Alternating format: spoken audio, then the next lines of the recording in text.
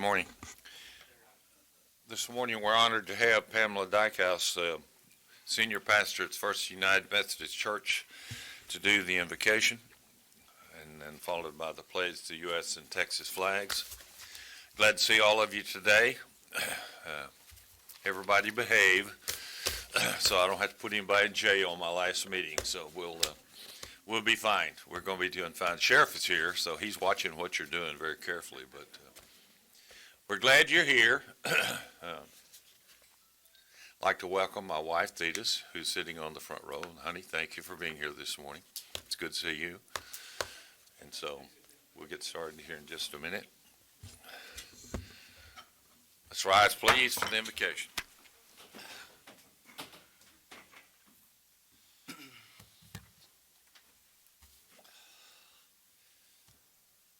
Let us pray.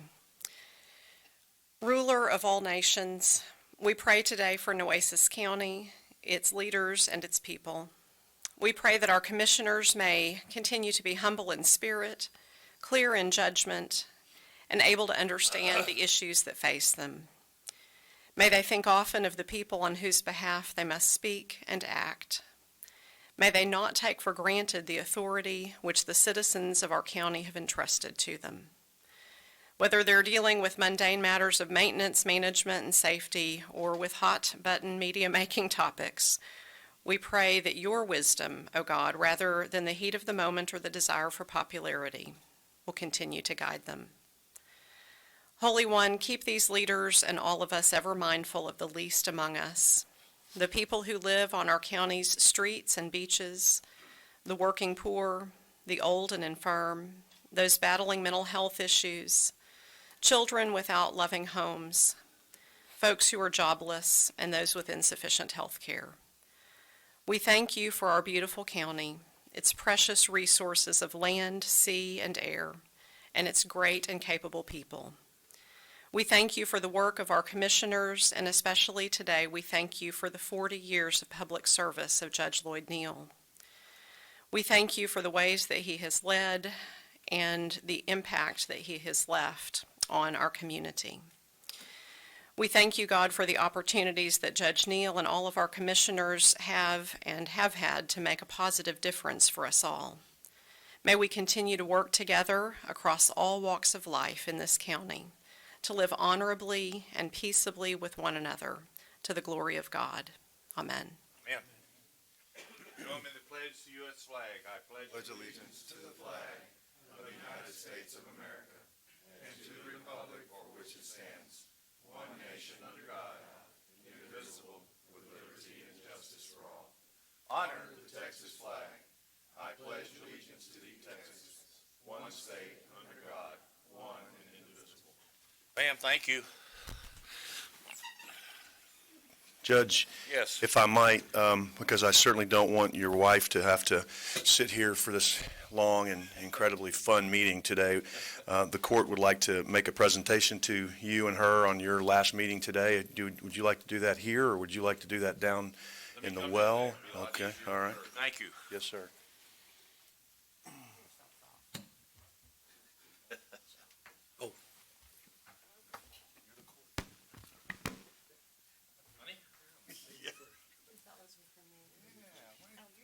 Thank you.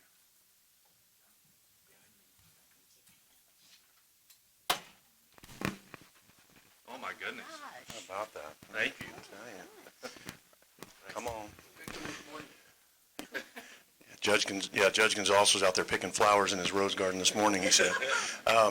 We want to start this with our presentation to you, and Commissioner Vaughn really was the one who instigated all this, but she didn't want to do all the talking, and so I guess she gave this to me to do, and I'm honored to be able to do that.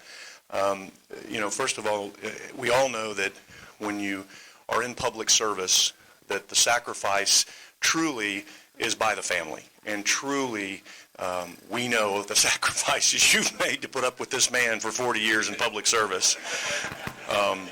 And it is so very much appreciated, and you have been such a big part of this community and a big part of his legacy and a big part of what everything he has meant to this community. You have meant just as much as the person behind the person, and oftentimes dragging that person along.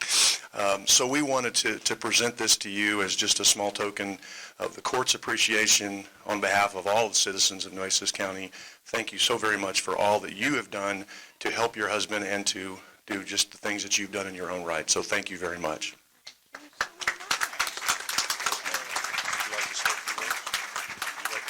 Just wanted to say it's been a labor of love. Thank you. And of course, Judge, we would not leave you out. We're all broke from donating to your Maui trip, but we still wanted to say today how much you have meant to this community, how much you have meant to all of us personally. We've done so much. I thought Mark Scott did a wonderful job of talking about all the things you did and helped us as mayor. I know that all of us will agree that you've had a huge impact on all of our lives as county judge, and we appreciate you. I'm not sure. I was very fortunate to be able to serve with you both as a member of the city council and now as the commissioner's court. And as you said, I'm sure I added a little stress to your life along the way. And for that, I apologize. But at the same time, it has been an honor to serve with you. I consider you a friend. I consider you a mentor. You have done wonderful and great things for this county, for this city, for your family, and it is so very much appreciated. So, and I know everybody will probably want to say something, but on behalf of the court, we thank you. Again, a very small token of our appreciation from the court for all that you've done, and it means a lot for everything. So very much. Thank you very much. Judge, I just want to wish you all the best and enjoy what you can. And when Sidney says he was a little stressed, he meant to say it was a lot of stress. You're doing a lawyer talk here, But anyway, I just would, on behalf of wish you all the best, and may God bless you for many more years. Thank you very much, Joe. Well, when I came on the court, I'm the only woman. Barbara's going to be coming on, be two women. I was a little intimidated by the judge. The other three, I thought, piece of cake. I'm unworried. I was intimidated by the deep voice of his and how he carried himself. It didn't take me long to realize he's just a big old teddy bear. And so I have so enjoyed working with you. You've been a great mentor, and you've been a great judge for this county. Thank you. And I'm going to miss you. Thank And I know I've been a joy to work with. So my Lloyd Neal story starts way before coming on to the Commissioner's Court. I got elected to City Council. I came on to the council as he was leaving, so he left the City of Corpus Christi at 12 o'clock. I took oath of office at 2 o'clock that afternoon, but the legacy he left is in good standing and able to move forward on a lot of bond work and progress we see today started with you and your council that you had, and we pushed it through all the councils that we got to serve on for the three of us. But my story starts early, back in like what was it, maybe 98? And he was just a new mayor, and because you got elected, 97, right? And so I am there at Del Mar College, and a lot of times I'd wear a cap. College student, you just get up, throw on what you got, and go into class. That day said, no, I'm going to comb my hair. Thankfully I did, because there was another gentleman in there wearing a cap, and of course Colonel Neal, still alive and well, and Mayor Neal at the time, asked that gentleman to remove his cap, and I think he got embarrassed, and I was a little embarrassed for him because the judge wasn't as nicely as I put it. But I'm like, thankfully I combed my hair to that day, because he would have asked me to remove my cap as well. But when he walked in a room, he drew your attention, and he drew your immediate respect for what he's done for this country and for our community, and that started early on. And so for all these years that he's been on, it's just been an honor to be a fellow elected official, never serving with him until last year when I started on the court. But to be able to sit next to Judge Neal has been an honor, and really just for me a privilege to see how he works. I don't agree with everything the judge has said. We have had our disagreements, but we can run government based on mutual respect and getting over that issue, and then coming together on the next one and voting for the progress of our county. So it's been an honor for me, Judge, and I thank you for all your years. Thank you very much. Thank you, Judge. Thank you all very much. Thank you all very much. Well, Thetis and I really appreciate this, and this is quite an honor, and we thank you very much. And we're going to try to get through this day as quickly as we can, because I know we have a lot to do. But thank you again. 40 years is a long time. The last 12 years have been really great. I've been privileged to work with some commissioners who care about their job, who care about the citizens of Nueces County. And I look forward to watching the new county judge as she decides where the minefields are, and there will be some minefields. But you guys take care of her, and she'll take care of you. Thank you all very, very much. Okay. Judge, while y'all are there, I recommend we go to item 1E1 with Chairman Charlie Zahn. Thank you. I appreciate this opportunity to come up here today and with you honor my friend Judge Neal. I think I'm going to speak from a different perspective because I think a lot of people can talk about what Judge Neal has done here in Nueces County and for the Coastal Bend. But I've had the privilege of working with Judge Neal in another area, and that's transportation. I was in Houston a couple of weeks ago when the I-69 Alliance honored Judge Neal for his 19 years of service to the citizens of the state of Texas in trying to do the I-69 corridor from Laredo and Brownsville all the way up to Texarkana and eventually up into Canada. And they honored him at that time. I also serve on a committee as vice chairman of the Metropolitan Planning Organization, and you, of course, have a member of that committee, which again is Judge Neal. And I'm not going to read it, but we did a resolution that we passed last week in honor of Judge Neal for his 19 years of service to the Metropolitan Planning Organization, and that organization delegates the funds that we get from TxDOT and the Federal Highway Administration for the roadways here in South Texas. And so he's been an integral part of that for 19 years. And of course, Barbara and I have served on the Port Commission, and he's been involved with that other mode of transportation here in the Coastal Bend. So Judge, on behalf of the Metropolitan Planning Organization, we want to thank you for your service to the citizens of South Texas as serving as a member. Charlie, thank you. Thank you. That's wonderful. Thank you very much. Oh, my goodness. Thank you. Thank you very much. You bet. Please, stand up here. I'm going to have to build a room on the house. Thank you. And I would say, Judge, that we also have a resolution from the Port Authority of Corpus Christi honoring you again for your service to the port and to South Texas. Thank you so much. Thank you all very, very much. Thank you very much.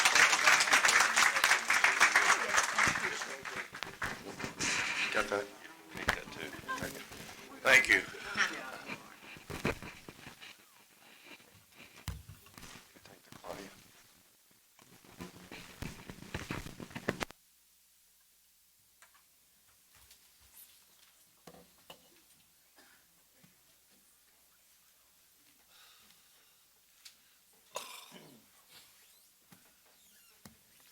Well,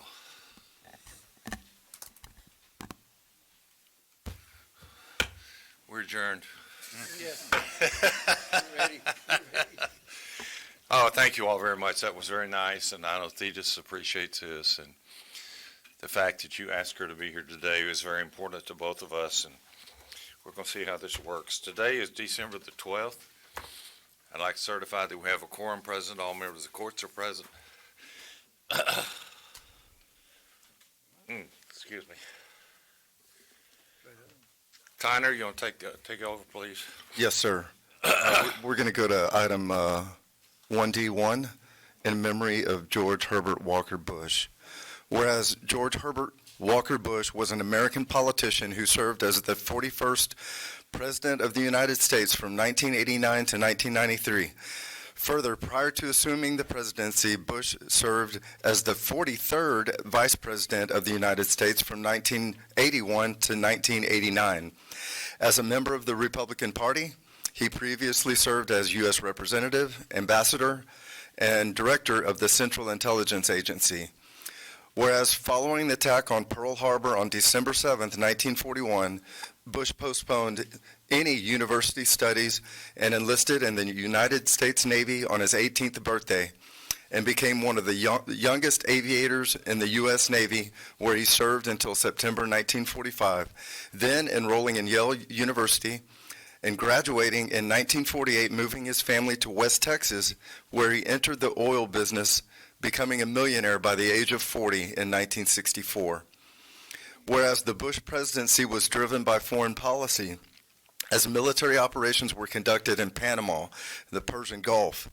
The Berlin Wall fell in 1989. The Soviet Union dissolved 2 years later. Bush signed the North American Free Trade Agreement, and on July 26, 1990, signed into law the Americans with Disabilities Act.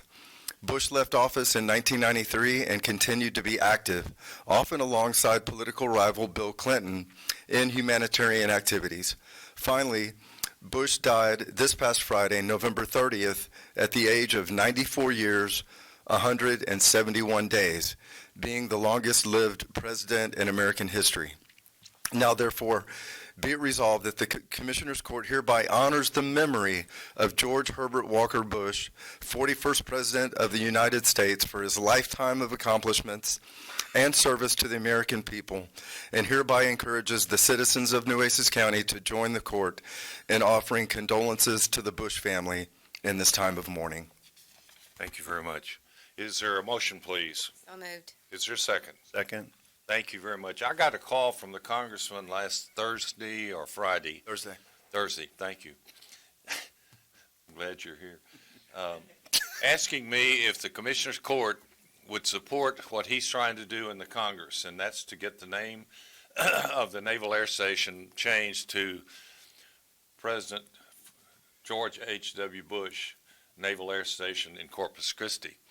I told him I thought this was a great idea. I thought the court would unanimously endorse this. I can't think of anyone who got his wings here when he was 18. Most of you don't know that at the same time he got his wings, Joe O'Brien got his wings the same winging. So any of you who've been around Corpus Christi a long time know that was opposites of the whole spectrum. But Joe got his wings at the same time the president did, and every year, for years, the president held a reunion of his winging class. And they met in Kennebunkport, Maine, and had a great reunion. And he did that for years for all those young men who got their wings at the same time he did. So he was a great man. He's buried in College Station with his wife and daughter. And we have a motion and a second to send this forward to the congressman, and I am pleased that we have this motion. All in favor, say aye, please. Judge, I think there's somebody in the audience that wants to say a few words about that. Yeah, please. It was supposed to be in the consent agenda, in the open public comment, but I guess we're pushing this forward. But there's a lady here, she signed up. Sure. I don't have the public comment, so I don't know. Ms. McHugh, Ms. McHugh, I know she asked me about it this morning. Before we take a vote or anything. Okay. Well, we have a motion and a second to do this. Any public comment? Two resolutions, Judge. Ms. McHugh here, I just want to make sure she's, Yeah, let me finish with the vote. well, I think it's before the vote, Judge. Well, we're not, Discussion. We're on the this was on the resolution. first resolution. We haven't gone to the naming of the, We're just on the memory of her at this point, right, Judge? Right, this This is is just number one, the memory of. This is number one. Okay. Are we okay with that now? All right, we have a motion and a second to approve that. All in favor? Aye. Opposed, same sign. Now, Ms. McHugh? Are we on number two now, Judge? Yes, we're on number two. Yes, ma'am, please, if you'd like to make comment, please. I'm sorry, I didn't have this. Thank you. Welcome. My name is Delphina McHugh. I'm a federal retiree. I worked at Naval Air Station 32 years, mostly in administration. I'm not in favor of renaming Naval Air Station Corpus Christi. NAS has a history. It was commissioned on March 12, 1941, built especially to train aviators and naval flight officers. President Franklin D. Roosevelt and other dignitaries visited the NAS. During World War II, thousands of aviators were trained, even some from other countries. All Navy and Marine student pilots complete the second phase of their training here in the Training Command. Naval Auxiliary Air Station opened in 1942. I believe there is where George H.W. Bush trained. He did get his wings here in Corpus, but he trained, I believe, in Kingsville. Some aviators have gone on to do great things, good things. Among them, Neil Armstrong, George H.W. Bush, John McCain. The list is long. To add a person's name in front of the descriptive name of a military installation would be cumbersome and problematic. From my work experience, I know that NAS Corpus Christi handles all kinds of correspondence from all over the world, even in Antarctica, uses all types of media. Referring to NASCC is easy and recognizable. Think of what the address would be for the Corpus Christi Army Depot and other activities located here. Also, Corpus Christi is Latin. It means the body of Christ. So we would literally be saying the George H.W. Bush Naval Air Station Body of Christ. That just doesn't sound right. In my opinion, the recommendation to rename the Naval Air Station Corpus Christi is not the proper thing to do. Nothing to be gained. It would, in a way, change the well-documented history of Naval Air Station Corpus Christi. Thank you for allowing me to Thank you for speak. your comments. Any other public comment on item 2? Any other public comment? Okay. I do have a resolution on this one, Judge. All right, go ahead, please. The first whereas is the same as the last. I'll start on the second whereas, where it's a little bit different. Whereas, following the attack on Pearl Harbor on December 7th, 1941, Bush postponed university studies, enlisted in the United States Navy on his 18th birthday, getting his wings at Naval Air Station Corpus Christi on June 9th, 1943, 3 days before his 19th birthday, making him one of the youngest Navy pilots in history. Whereas George H.W. Bush has huge ties to Texas throughout his political career, including making Texas his home.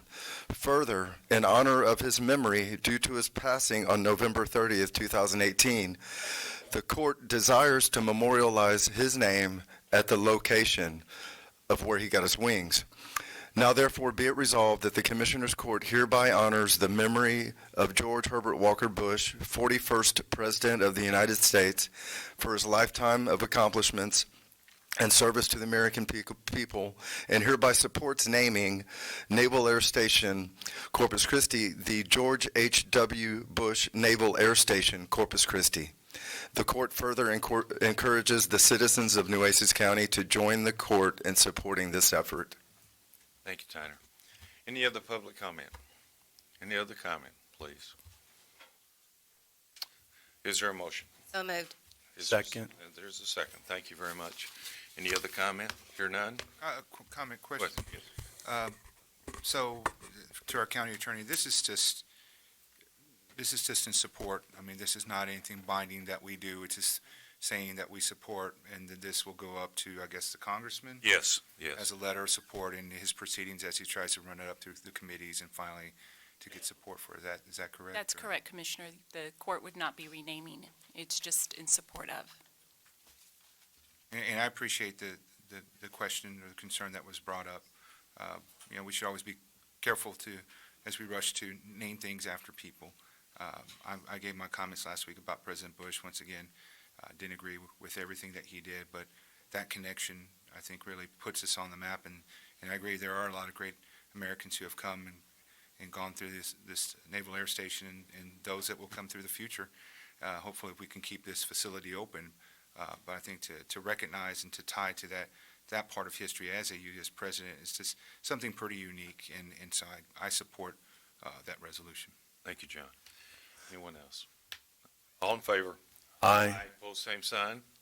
Thank you very much. Appreciate your comments, ma'am. Okay. Where are we? Public comment? I think we're at public comment now. You still have it, Judge? Yeah, I have it right here. All right. I think the rest of the public comment here is for agenda items. Is that correct? Is that correct? All right, when we get there, I'll make sure you get your opportunity to comment on those agenda items. See no other public comment. Consent agenda items. I'd like to, before we take up the consent agenda, Commissioner Chesney, you want to move number 11 on the regular agenda up because we have some people here. Is that correct? Yes, sir, if that's okay. Go ahead, please. Belinda, do you want to lay this out, or do you want me to, or how? I certainly can, Commissioner. So Parker Pool is a pool that is owned currently by the city of Corpus Christi, and they've taken it to their city council to see about transferring ownership, basically donating that pool over to Nueces County. Before you on the agenda is actually going to be two action items. One is acceptance of the deed, and the other one is an agreement where the city agrees that they will fund on a yearly basis the water and electricity up to $10,000, as well as allow us use of the parking lot.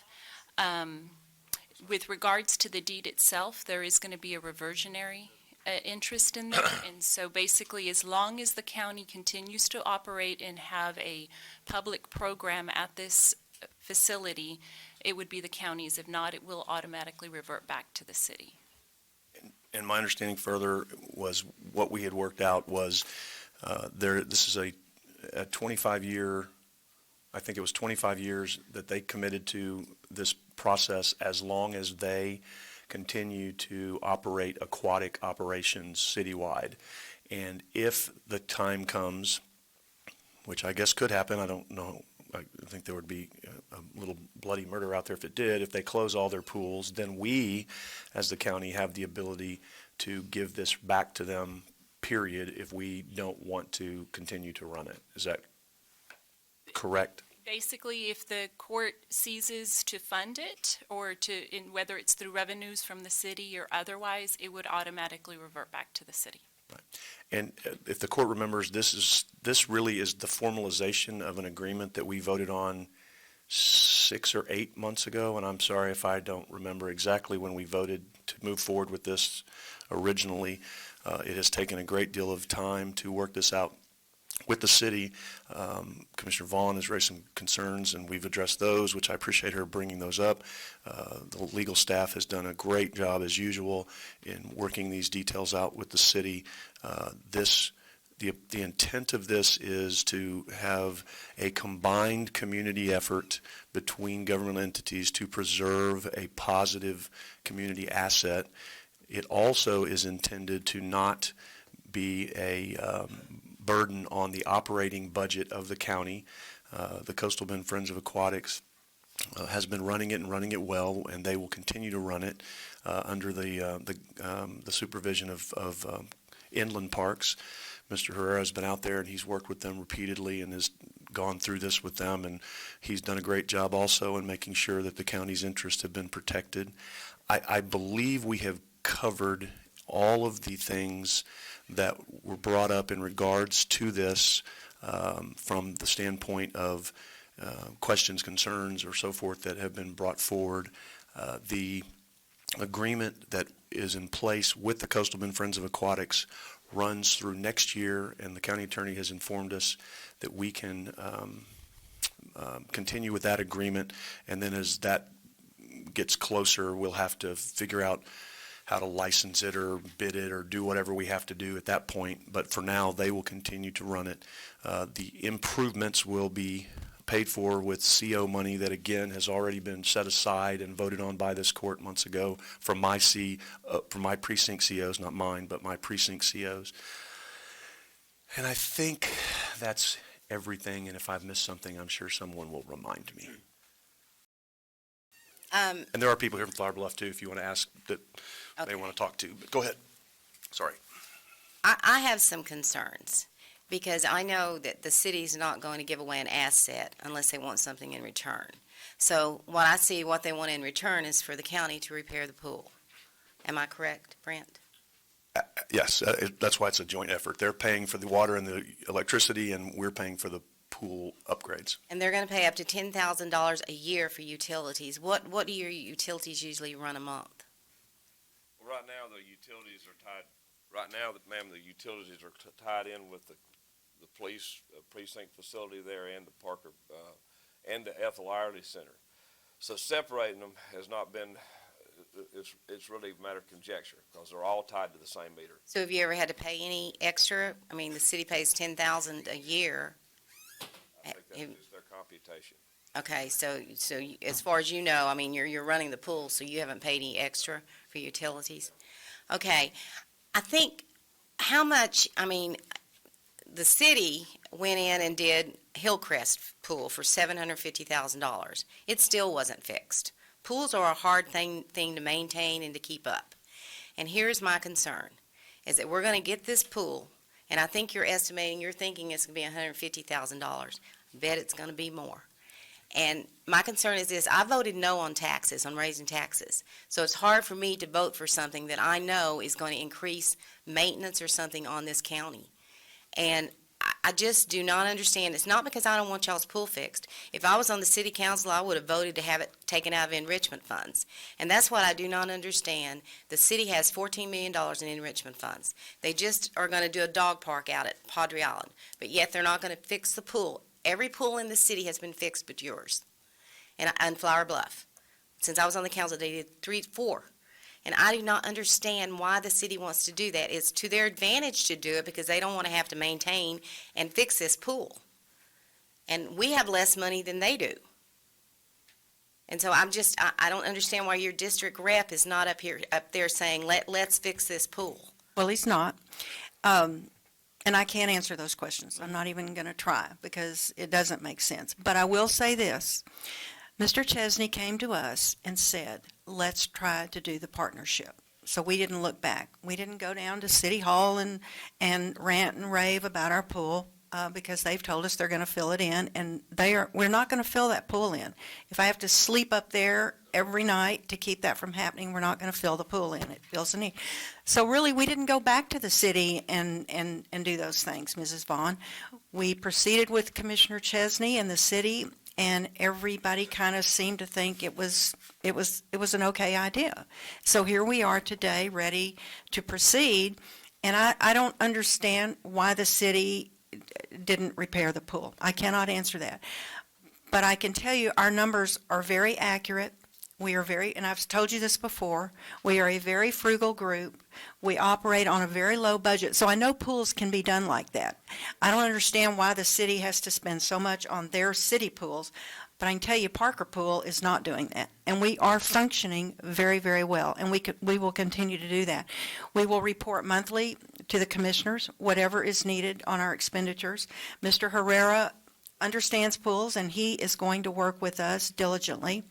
Yes, there are some upfront expenditures and on our pool pump, and Mark can talk more about those. Our numbers are there. We've got a great vision.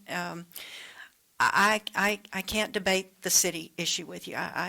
Well, and I want to commend Commissioner Chesney for wanting to help you guys. Yes, And whether I vote for it or not, it's not because I don't want you to have the pool fixed. I understand. I certainly want you to have it fixed. It just irritates me because I know they can do it.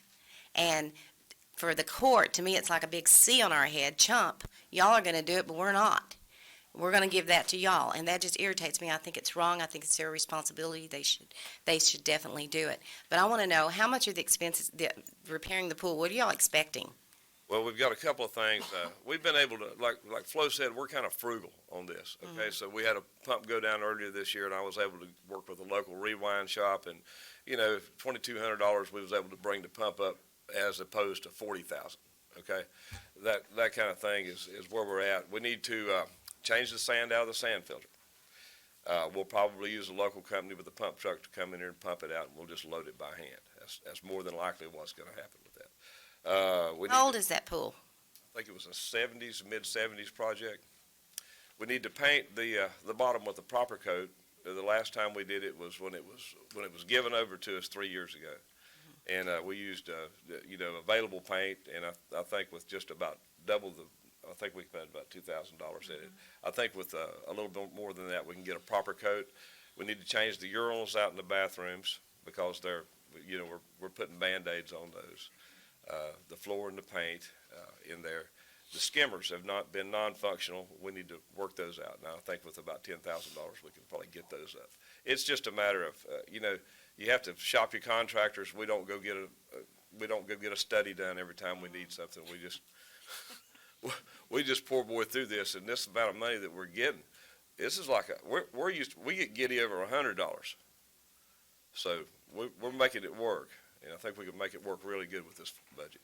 Okay, Mr. Chesney, do you have any idea what you think you're going to have to spend? Yes, ma'am. The court has already also set aside, 175. We've already set that aside, and those are CO monies that have been set aside, and the court voted on that several months ago. And that is, we think, a fat budget. We put more in than we thought we needed just because we always know things come up. And those are monies that have been set aside out of the CO funds. So any maintenance down the road is going to fall on the county to fix, right? No, the operations of this will be through, we're going to get this thing up to speed, and then the Coastal Bend Friends of Aquatics will be charged with maintaining and operating the pool as if we were not there. So their operating budget will be the one that has to do it. So we're going to try to deliver to them as pristine a pool as you can deliver, a 30-year-old pool, 40-year-old pool, and then they will be charged with doing that. Commissioners, we were talking the efficiencies that we're going to see by changing the filters on the pumps and changing some other things will help reduce our expenses, increase our revenues. Yeah. Significantly. They've got a pretty aggressive, sorry. And on your budget, do y'all just about break even? I'm thinking you're not making very much money out there. We've all personally put money into it. Really? But they're also regulated as to what they can charge because the city won't let them charge any more than they charge at other pools. They have a budget in place that they believe, is more reasonable and will allow them some additional operating expenses. Well, like I said, I commend him for wanting to do that, and my vote does not have anything to do with the fact that I don't think that pool needs to be done, and I appreciate what he wants to do. My concern is that it is another added expense to the county down the road. I mean, it could have to be completely renovated. I just don't see how $175,000 is going to do it for a 1970 pool. I'm sorry, Commissioner. Well, the bones are good. That's all I can tell you. And we have a great vision, and I think we will be able to make some money once a lot of our maintenance issues go away, and we're going to resolve those issues, and then we can start building from that. And we've got great plans for swim teams. We have people interested in those things. We have some partners that are wanting to come on board with us, but we have to get this finalized as far as helping us with donations, some corporate donations. As far as programming, they were they didn't want to really do it with the pool, but they're willing to do programming for us, which will help us build our swim teams and other activities. And I hope y'all do. I wish y'all luck. I'm just going to say this one more time, and nobody's going to like it, but shame on the city for not supporting you guys and fixing that pool at Flower Bluff. Shame. Joe, you have a comment? Yeah, I have a question. I'd like to see a pool go up too, believe me, it's needed out there. I'm just confused, Belinda, maybe you can, $175,000, and you're taking it over, and you're gonna spend $175,000 to fix it, you're gonna get it back to them, right? No, we will own it. They're gonna have an agreement to run it. Well, is it gonna be like a lease thing? No, Commissioner, the city is basically deeding the property over to the county, so the county will be the owner of Parker Pool.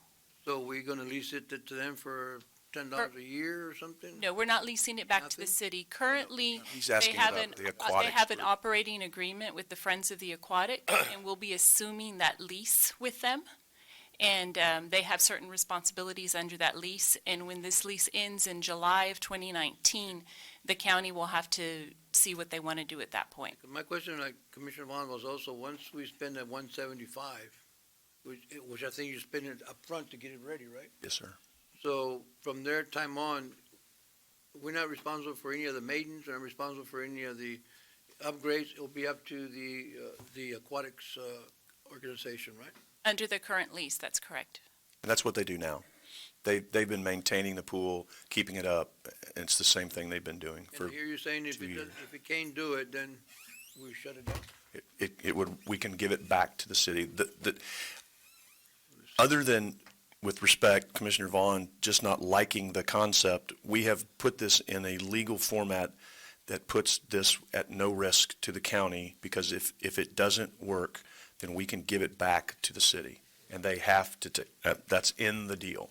So I don't know how to make this any better than what we've made it. And Belinda and Laura have done great work in tightening this thing up to where the county is probably more protected than I've seen in Well, I agree that a lot of deals. So. the city should help.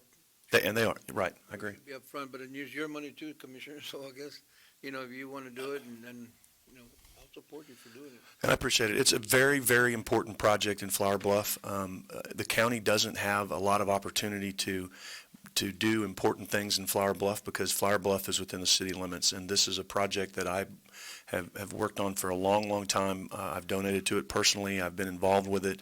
It's very important to the people in Flower Bluff. And I would ask the court, when thinking about this, to please remember how important this is, and it really is a good partnership. I get that Commissioner Vaughn is frustrated with the city. There's a lot of things that we're all frustrated with. This is still a good deal. This is still a good project. This is a good partnership. I'm not frustrated with the city. Could they have done it? Yes, but you know what? There's a lot of things we could do better too. This to me is prime example of governmental entities working together to preserve a very important community asset. And I'm very proud to be a part of this project. And I very much appreciate Flo and your group, because this deal would not be on the table. I will tell everybody here, if it weren't for the Coastal Bend Friends of Aquatics and the wonderful people in Flower Bluff who have put their blood, sweat, and tears into this project to make it happen. So this is a very important community project, and I'm very much hopeful that the court will support it. Well, I would say this, he's got a much better deal than he had at first because he went back and negotiated, and I'm grateful that he did that. He got a good deal compared to what he had. He really did. And it's not that I don't like the project. I want that clear. That's not what it is. There is a reason you give away your assets. Who gives away their assets? You don't do that. That's an asset. There's a reason they're doing that. They're selling their parks. They're building a dog park, but yeah, they're selling other parks. And it just frustrates me because they could do this for you guys. The money is there, and we don't have the money. And no, it is the county's money. It isn't his precinct, but it's the county's money, and any money we take out of here affects everything in the county and other things that we have to do. So I'm not going to support it. It has nothing to do with you, Brent. I appreciate you bringing it forward because I know you want to take care of that area. I just, in good conscience, after voting no on raising taxes, I just can't see putting an expense on the court. Okay. So I have some questions, Judge. Sorry, I need to chime in on this. Not for Flo, for Edward. So what is going to be Inland Park's involvement in this? Anything? The only thing that it's going to be the initial setup. We're going to work them through the county system as far as purchasing and because now that it's county property, we're going to have to follow purchasing guidelines, purchasing rules. Once we've got them set up, we'll do what we do with all our other leagues is receive yearly reports and make sure that they're following the guidelines. So it's not too much work. It's just that initial making sure the pumps are purchased correctly, that all the equipment is done, and then setting up the system to where we can monitor them like we do our other leagues. And so will you have to put any staff into it to travel to there on a regular basis, or?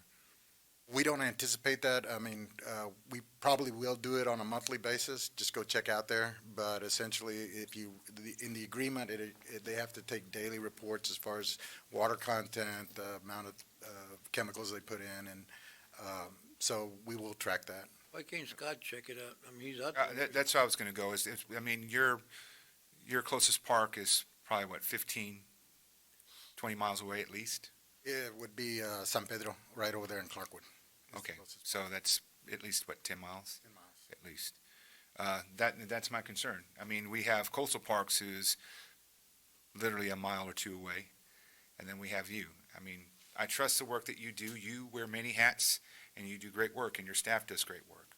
But, as far as stretching you out, that's my concern. And if we have another department within a mile or two away whose interests are more shared, I think, with Parker Pool than maybe some of the inland parks and locations that we have, That would just be my concern. But if you say that there's not anything else that's going to be directly involved, no additional manpower, resources, I have the same concerns that Commissioner Vaughn brought up. I mean, this overall does impact the cost of the county and, how much was being, I don't want to say dumped off or not put a priority into that area. And Commissioner Chesney said, hey, this is an opportunity for us to work together.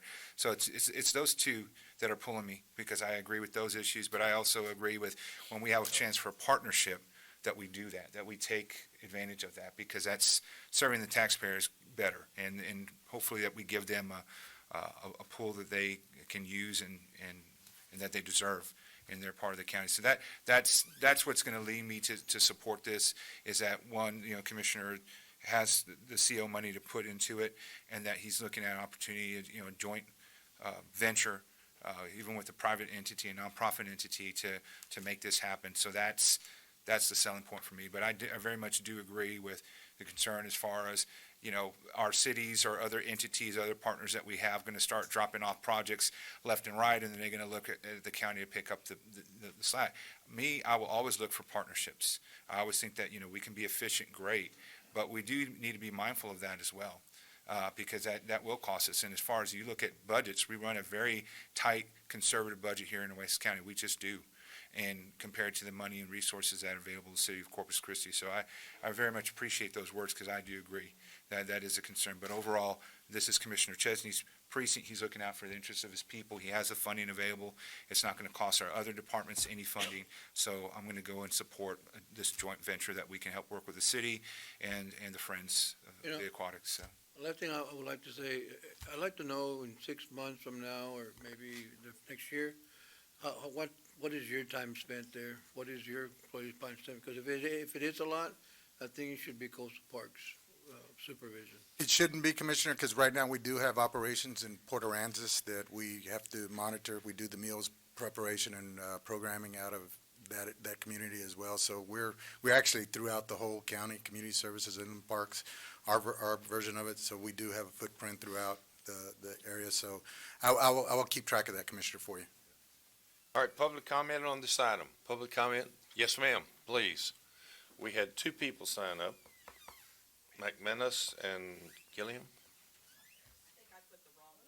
All right, that's fine. Come on up. Come on up.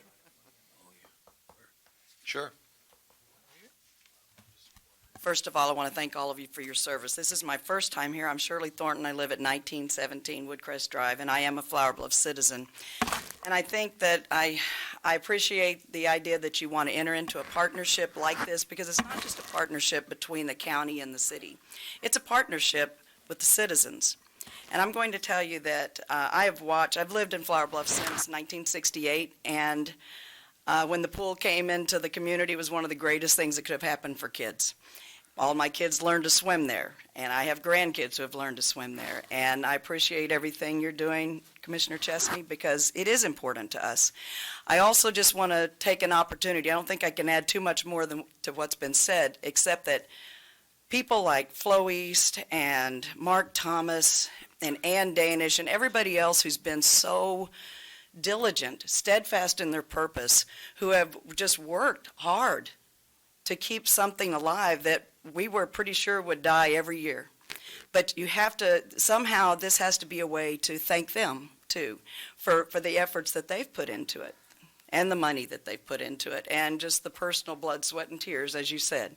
So I thank them, and I can tell you that the citizens will thank all of you for it. I know it's a big deal. I know it is. But sometimes we just have to think a little differently, and I appreciate your efforts on this. Thank you so much. Thank you, ma'am. Any other public comment? I have one last comment. Yes, ma'am. I'm excited to say, I just want everyone to know we already have a donation coming this Sunday for furniture for outside. We were waiting to kind of get through today and see how the vote went, but we don't want to be a burden to the county. We want to be an enrichment to the county, and we pledge to do everything in our power to not be a burden. And with people like Mark Thomas, who can fix anything and has been keeping the pool going, that is our pledge to you, to make it a success and not be a burden. And we thank you. Thank you. We believe you, ma'am. It's just shame on the city, right? And if I might add, just one thing on the opening prayer, it was talking about the working poor. this is where the working poor's children come to swim. It makes it all worthwhile when you walk out there and you hear them all squealing out in the pool. It's really cool. So that, Thank you. We have Okay, two items here. I want to say one thing, Judge. I'm going to get cream for this because the news is going to say she is against children swimming. That is not true. I want to make it clear. I'm not against the project. Y'all don't do that. I am not against that. I support you guys, and I support that you have a pool. I just support the city doing it. And Okay. We got it. we know you support our pool, I know you do. and we want you to come out and swim in our pool. Yeah. One time. We're hoping she'll give us a donation after. Brent, we Love have your two bad items here. rants. We have two items here to discuss. Agreement with the city regarding Parker Pool property payment for utilities, and then discuss and consider acceptance of a special warranty deed. So that's two items, right? Yes, sir, I would make a motion to accept both if the county attorney All right, gives me that's the a motion nod. to accept 11, both issues in 11. Do I have a second? I have a second. Any other public comment? Comments were good. Seeing none, all in favor signify by saying aye. We're voting on two issues here. Aye. Aye. Pose same sign. No. All right, we have a vote of 4-1 to approve both issues that were in item 11. Thank you all very much. Okay, Merry Christmas, and we just got a great Christmas present. okay, Merry Merry Christmas. Christmas. Thank you very much. We'll go back to consent agenda. These items are to be voted on by one vote unless a member of the public or a member of the court asks that that item be pulled and individually discussed and voted on our public comment on 3A through 3N. 3A through 3N. It is. See none. Commissioners, any Oh, comments? wait, I had one. I and N. Ma'am? I and N. I And N. I and N, all right. Any others on commissioners? I'll accept a motion to approve consent agenda items 3A through 3N with the exception of I and N. May I have a motion, So please? moved. Is there a second?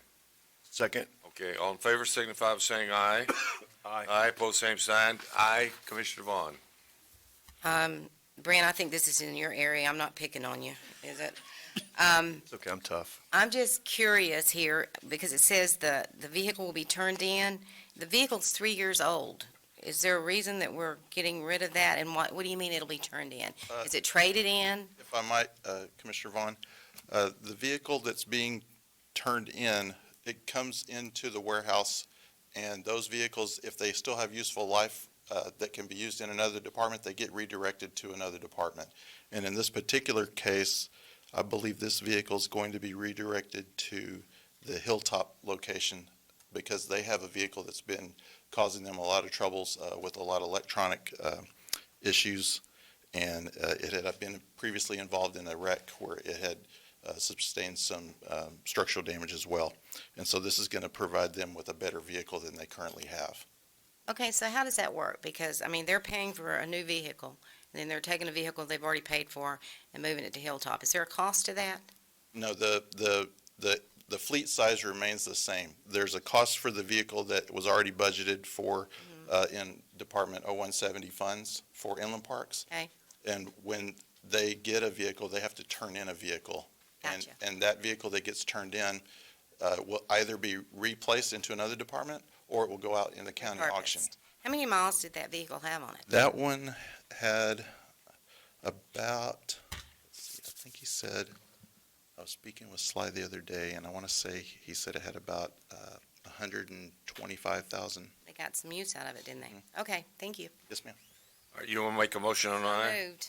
Second. Second, all in favor? Aye, pose same sign. Item N, please, Commissioner Vaughn. Dale, what is the extra $10,598? There was a contract, and then there's going to be another $10,598 for additional work? This is the first I saw this one, Commissioner. This is with the Petanita drainage. I'm sure this was the one that they're working on. Edward, do you have any idea on it? That's at the Petronila 1 and 2 drainage ditch, and we're working with the Drainage District 2 to There clear. was a scope of work, right? And so then, Yeah, additional but- work was added? But they already had a contract, and they submitted another contract, so we went back, actually, just added 10,000 to the contract that we didn't have. to clear that drainage ditch that was. Okay, so this 10,000 is to clear, the additional work was clearing the drainage ditch.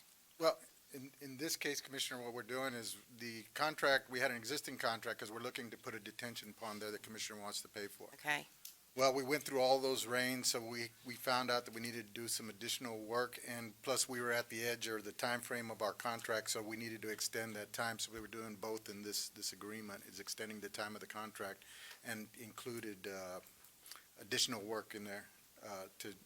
that was my question, because there was 10,598 additional Yes. monies. Okay, thank you. So moved. Thank you. Is there a second? Second. Tyner? I was just going to point out, Judge, you had a 4-H item that is not on the agenda for public comment. If y'all could address it when you get done with consent. Okay. All right. I have a motion and a second to approve in. All in favor? Aye. Post same sign. Now, what are you saying? There's an item for 4-H. They signed up for public comment and did not get addressed in public comment. Their item is not on the agenda. Okay. So So if you could reopen public comment. okay. Do I have a motion to reopen public comment, please? So moved. Is there a second? All in favor? Aye. Okay. Can anybody tell me what the heck I'm doing? Good morning, Judge. Good Congratulations on your retirement. Thank Good you. morning, Commissioners. Very, very quickly, we just wanted to let y'all know that on behalf of the NCJLS, or the Nueces County Junior Livestock Show, and the 4-H program, we have created a new show. And I'm going to introduce a young lady that's going to tell you about that very quickly here shortly. I don't think I need to say this, but I think you all know that the 4-H members in this county are very passionate about the livestock show, but they're very passionate about community service, community outreach. And whether it's recovery efforts from Hurricane Harvey, whether it's raising funds for Driscoll Children's Hospital, they're always looking to improve our community. And Julia Gillum from the Flower Bluff 4-H Club decided to create a new show along with part of the Nueces County Junior Livestock Show, and it's kind of a community outreach. And so I wanted to introduce her and let y'all hear just a little bit about it. She's also going to extend an invitation. I believe some of y'all have gotten it. I'm going to hand the other two of y'all the invitation as well. So I'll turn it over to Julia, again, Flower Bluff 4-H member and a Nueces County 4-H ambassador. Morning. Hi, thank you for letting me speak today. So this year I have organized the first annual Nueces County Junior Livestock All-Star Show. It's a show for kids with special needs. They are going to be able to show goats and lambs, and they're getting a rosette and a t-shirt. And I created this show so we can show them the fun opportunities 4-H has to offer so they can hopefully one day join. And it's going to be really fun. I invite y'all to come out and watch the show. It's going to be Saturday, January 12th at 3:30, the Richard M. Borchard Fairgrounds. So hope y'all can come out. Thank you. Let me tell you something. This is wonderful. No, I'm serious. We have so many children in this county with special needs, and many of them don't get to take part in what's going on. And you and your 4-H members are to be commended, and you particularly for taking a leadership role. You're going to change some lives. Thank you so much. You're going to change some lives, and we thank you for doing this. And those of us who have opportunities every day to live with some of this, we understand how important it is to be inclusive. And you're going to make a difference, and we thank you for that. Thank you so much. I'm very excited about this. Thank you for doing this. This is wonderful. Thank you. And Judge, if you see the contact on there is Flo East, so Flo's from one side of the county to the other, so hope she doesn't run for office one day. I mean, man. Well, she does. She's got my vote. Well, she definitely would earn it. That's Hey, right. hang on. She lives in my precinct. Leave me alone. Come on. All right, that's all right. But thank you. Thank you for pointing that out. I really appreciate that. Thank you, Flo. Regular agenda items, 4A1, financing options, finance equipment, including chillers for Nueces County. Good morning, Noe. Welcome home. Thank you. Thanks for coming back. Juan, you ready? Okay. I guess if anyone's going to be thrown in jail by you, it's going to be me for forgetting his tie. So I hope you forgive me for that, Yep. Judge. But having said that, Judge, thank you so much for giving us the opportunity to be part of your team for the last 8 years. It's been a lot of fun. I do share the comments from Ms. Vaughn about the fact that when I ran into Judge Neal here at his office, he looks quite intimidating. But I don't know if I call him a teddy bear, but he certainly has been a real force of nature. We did, from time to time, engage in some financial conversations, and it really, this community has been really fortunate to have you as our leader here, and we're looking forward to meet new leaders and working with them too.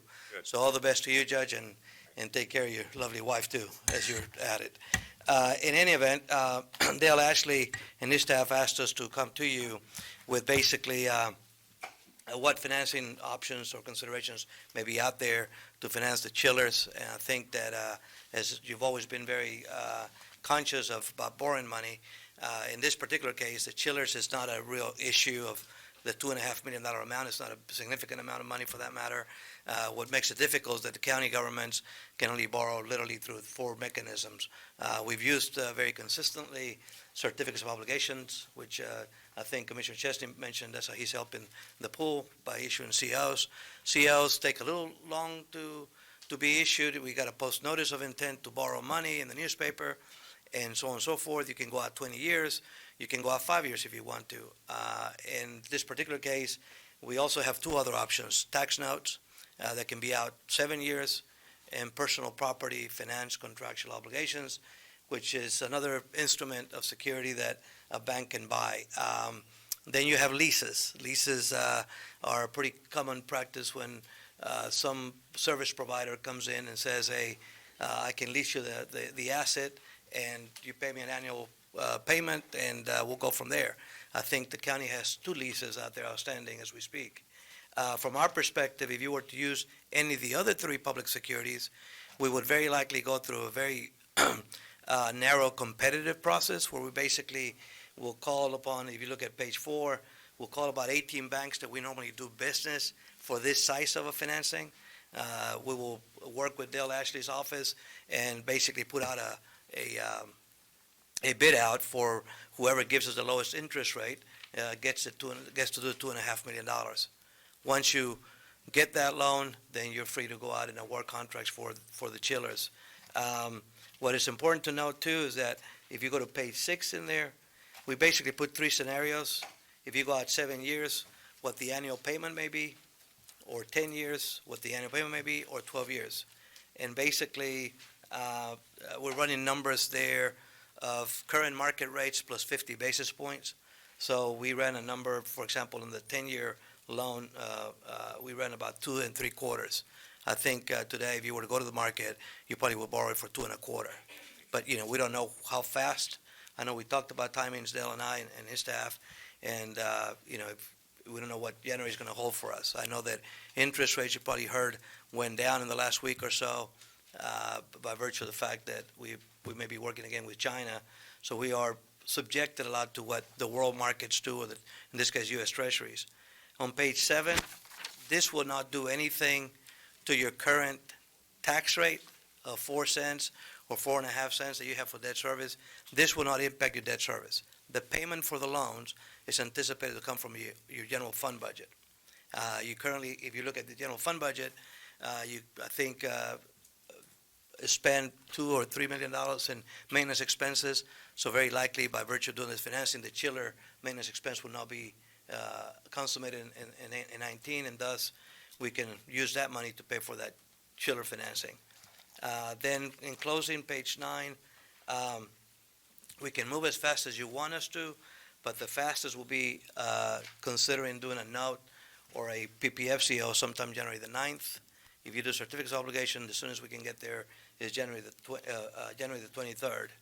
And but the fortunate thing is that apparently, according to Dell, we got some time to design and go out for bids on that side of the project. But I just wanted to give you some options. And this was not that I remember an action item or something to. No, but what do you recommend? Well, first of all, I think it'd be nice to know what is it that you need in terms of how big of equipment you need. I think that from a perspective of doing the loan is very de minimis, compared to what you currently have outstanding. It's not going to affect your ratings. I've already ran some numbers with Mr. Ashley, who went through the numbers with Dale, and 18 is going to close really nice. I mean, I think fund balance finally is going to come back up in the general fund. I think the interest and sinking fund, by virtue of doing the restructuring back in August, is going to be very strong by the end of 19 also. So none of this is going to affect your ratings, or for that matter, your annual payments. I think getting a chiller is more of a question on your side. How badly do you need it? I think if you were to do something like that, I'll also encourage you to see what else is needed out there in terms of equipment for this county. But if you were going to do something today, I will either do a tax note, pay it in 7 years, or do a PPFCO over 10 years if you're looking for a more manageable payment. I think the chiller has a life expectancy of 12 years. And so, a 10-year amortization will be good enough and put you at $300,000 a year. And that's something that you can do if you wanted to do. Okay. Questions of Noe? Anybody have any questions? Appreciate your being here. I have Yep. questions, yes. So, you mentioned lease, Lease. right? That's Yes. an option. That's not one of the options, so that's listed in the packet, is it? That is right. Okay. So I wanted to make sure, because I Yeah. wrote that in. Yeah. And so an example of a lease one that we have right now on a project would be something like we have, is that currently? Do we have anything like that? Where We we're do have leasing? the last, Dale? the last phase two that we did on our chillers, so we replaced the air handlers in jail and something in juvenile. We went out on a lease-to-own equipment for the equipment. Right now, we're paying right at $430,000 a year, both principals and interest. And that's about, I believe it was a 10-year balance, total balance was $5 million. That was Johnson Control Phase 2 project. Right. And so that's definitely an option. Does that impact our bond rating or? None of the four options, even a lease, will not affect it. Not even the It's just lease. The issue with leases is that you got to disclose them now, and you were not required to disclose them. Now we got to know more about leases than in the About past. the lease. Yeah. So are we trying, Uh, So we purchased both of them, both of the chillers, at $2.5 million. And you're saying if you have another piece of equipment that you're gonna really need, add it to that loan, since you're gonna already borrow the loan, so pay $3 million. And your payments will probably be for 10 years, 350,000 or 300? Yeah, well, normally, Commissioner, what we try to do is, and we've done it with many clients, try to have a comprehensive list of other capital needs. I mean, I hate to have you do this lease or this financing, and then 3 months later, you do another one, and it's kind of like, you want to be in the market once a year. And if you're going to do it, you're better off doing a master loan agreement, whether it's a lease, a note, a PPFCO, or a CO, so that you can take care of everything once and for all. It goes back to the questions or concerns I had last week, and I know Commissioner Vaughn and Chesney also, do we piecemeal, at least right now, it looks like the cheapest option, but to me, it's the most complex, and I know you're thinking just number-wise, but in talking out loud from the presentation you're giving, on the lease side, if we go with a company like that, not necessarily Johnson Control, but any company that can do that, obviously they can work to give us a better rate. So, in that competitive market, they may bid to where it'd be less. Not necessarily. Well, I think a competitive market would bring a typical less amount, wouldn't you? Competitive bid, you would think. So my concern is that can we get something that's closer? We may long-term pay more, but annually we're paying less, and we have a company that's doing all of it. Because that's been my experience in projects that I've worked on and been a part of with the school district. I saw the benefit of having a company come in, do the financing, do the planning, do the installation, all at once, one-stop shop rather than piecemeal. Piecemeal is a lot of moving parts. Piecemeal is asking our staff to work on this, to hire an outside consultant, to pay somebody to come bring it and do it. And I know that the dollar amount includes the company actually come in and install, but I'm still sold. And I guess my question will go further away from Noe and more into Juan already. Still sold on the idea of it's more efficient to go with one group that can handle kind of project management, handle it all, than rather than put it on you guys to coordinate piece by piece by piece. So sell me on it, Juan. Commissioner, Judge, thank you. Commissioner, pretty much we're not piecemealing it. What we're doing is we have a phase 1 and a phase 2 in the project. So on the first phase, what we're planning on doing, what we're planning on doing is to go out and solicit all these chillers manufacturers and determine which chiller is best for the fit for what we have here for the county. So in that case, we're going to do an evaluation of all the chillers, prepare specifications along with Shruti Collins, and that's going to be in the next agenda item, is to prepare that and then go out and solicit through the buy board, solicit to go out to buy these chillers. The main thing about this, Commissioner, is what we need to understand is that when you go out and you go do a full-blown thing with the contractor and kind of like a design-build project, is that on a chiller, say, for example, if it's a $1 million chiller, you're paying 20% increase in cost to 30% for general overhead and profit for a contractor. So that's 20 to 30% overhead and general overhead. The way we're planning on doing it is you're saving that 20 to 30% from not having to pay that. So you're getting, that's an extra $200,000 to $300,000 that you're paying a general contractor, design build general contractor, that amount of money just to do what we're recommending for the county to perform. The second phase of the project would once we determine which chiller is best fit is for the county, is that we'll go out and we'll go solicit for a contractor to do the installation part of the project. Now, one thing that we got to understand is we're not only replacing the existing chillers, but we also have to do some other modifications and upgrades to like the chiller tower, minor valves, minor pumps. So there's other stuff that we're going to do as part of this process to make the chillers more efficiency and to make it a lot better than what we have right now. So do you really want to pay that extra 20 to 30%? I mean, the way we're doing it is we're making it to where it's the most cost efficient. We do have the staff. We have Deepak. We have Shruti Collins, which if we do go into contract. And we also have Bert Pettis, who will be assisting in this project, and we'll be monitoring the project on a daily basis once we get started.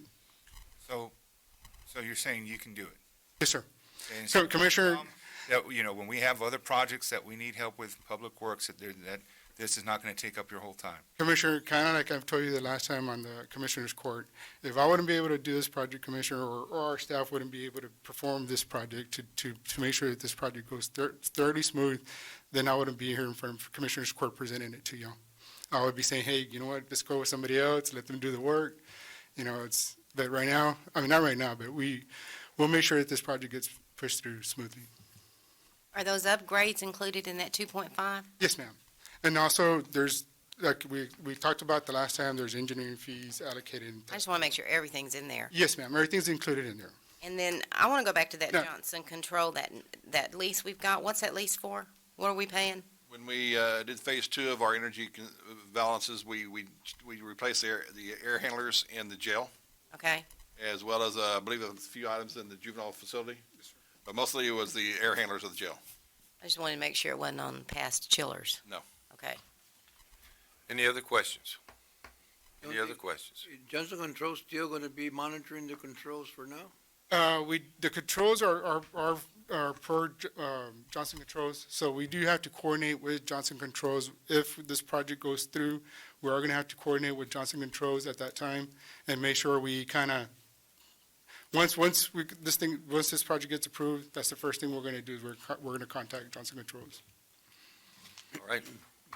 Dale, are you okay with the options? Yes, we're working with Noe and going over the balances we have. They came up with a few options that available for if we decide to do the replacement. The one he was talking about with the PPSCO was probably the best way of going about it.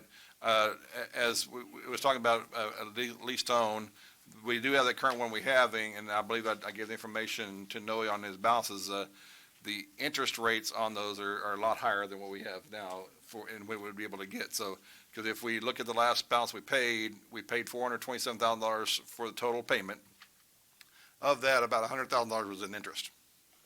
So that kind of tells you where the interest rate is on the balances for that. So working with knowing his staff, that's the kind of stuff we had where we thought it would be best going the way we're talking about the portion of the PPFCO and possibly looking at maybe doing that lease-to-own balances and find out if it's more feasible or more cost-effective to pay that off through additional debt to cover it and at a reduced cost. Okay, you'll bring that back to the court then? Yes. All right, Noe? I'm not doing the air condition, so just so you. Okay. Noe, thank you. Does item 1 require any action at all? I don't think it does at this time, does it?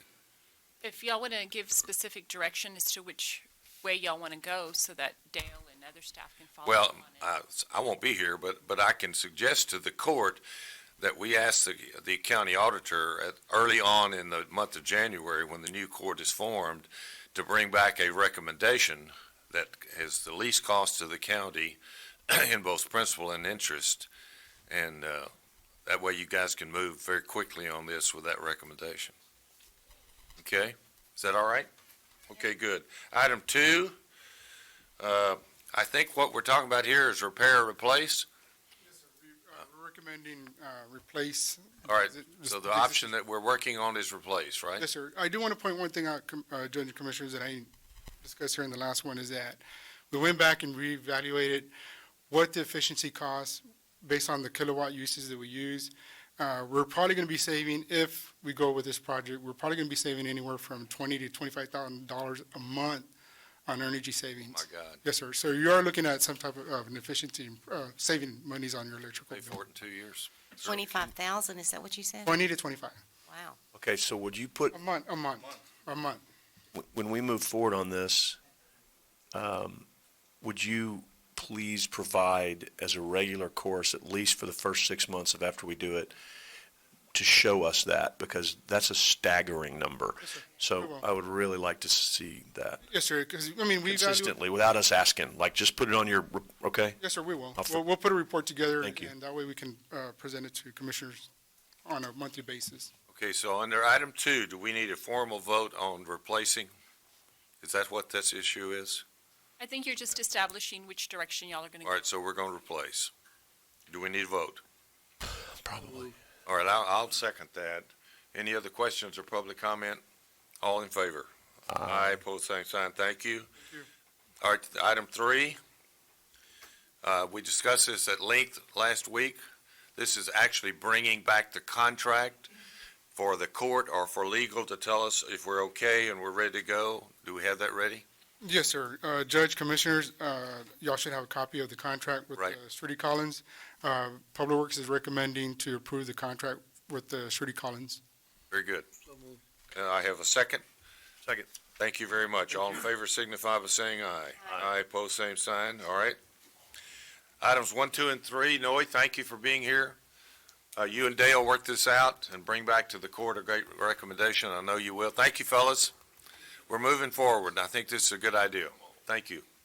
Item 4. I think we've got a recommendation to move that date. Is that correct, Michael? Yes, sir. We'd like to move the date of the proposal opening for the sale of the old courthouse out about 90 days. In fact, we'd like it to be 91 days. What was published was 90 days, puts it on a Monday, the 18th, and we'd like it to be actually on a Tuesday to avoid the jury duty. So the deadline would be March 19th, please. 19th. Okay, so how does that affect our simultaneous track that we're currently on? Everybody stays in the game, in my opinion, Commissioner. Legislation is what I'm saying. Oh, with legislation. Because we did vote for a simultaneous track to both look at bids and look at legislation, and if we wait till March 19th, then, You're halfway through the session. yeah, we're hamstringing ourselves on the legislation, Well, potentially, unless we're yeah, going to move forward and file it. I guess we could always pull the legislation, but we did vote on 2 tracks on this thing, so I just want to remind everybody about that. That's a good idea. We need to file it. Okay, well, I guess we need to aggressively seek both routes. But I think it was the consensus of the evaluation committee that more time was needed on potential bidders. Yes. Why do we need 90 days? You- Curious, just asking. We were actually talking 60. I think we would be okay with 60. Yeah, that's what we said where did the 90 come from? It was actually in the documents provided by purchasing. Right. But if the court would want to go 60, that's fine. Remember, John, that's what we. agreed on. I think 60 works better, and it still keeps us within the deadline, because the deadline to file anything, I think, is early March.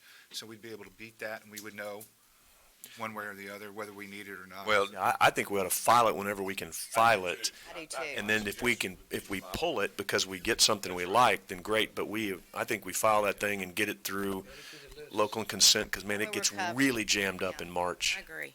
I think that's a good suggestion, and you've been there, so Yes, you sir. know. Okay, so then we're gonna move it to February 19th, or 60 days from the original, which would be, I guess, somewhere around February 18th or 19th, whatever, It would be on the 19th. of February. Yes, sir. Okay, I'm good. And ask our legislative delegation to go ahead and file the necessary bill. Which, yeah, well, I think we've already voted on. So how do we do that, Tyner? We've already voted on that, so and we can vote on it again, but what are you just gonna, we've got to draft the bill. They're not gonna want to draft the bill probably, right? The legislators? Right, and I'll follow up with you, Commissioner, and follow up With everybody. I mean, it's this, Okay, court So decision. it would be February 19th is a Tuesday. that's good. Works for me.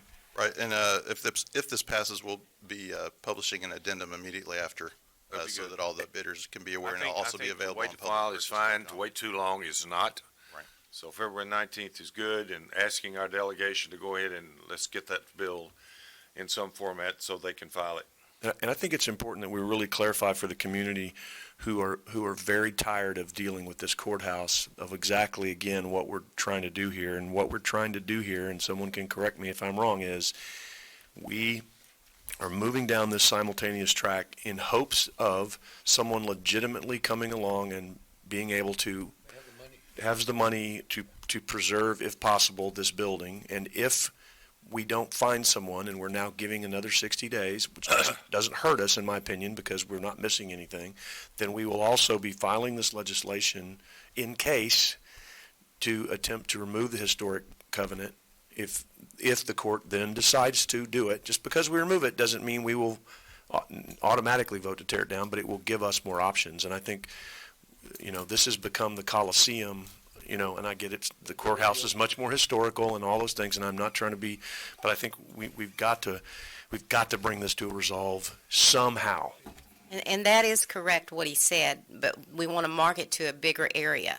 Alyssa with the DMD's in the audience, and she had went to a conference, and she had interest in it. So we thought we need to market to a larger area. It's great. I think that's sound thinking. I just want to make sure everybody, The doors will be open. Judge, so it's all get the check. available. I didn't get the check. You get the check. Okay, please. All right, so the motion is to extend the deadline to February 19th. That's the motion on this agenda. Yes, sir. right. So moved. Is there a second? Second. All in favor? Aye. Aye, pose same sign, and this, we don't have an agenda item, but Tyner, you begin to work with the delegation for the court.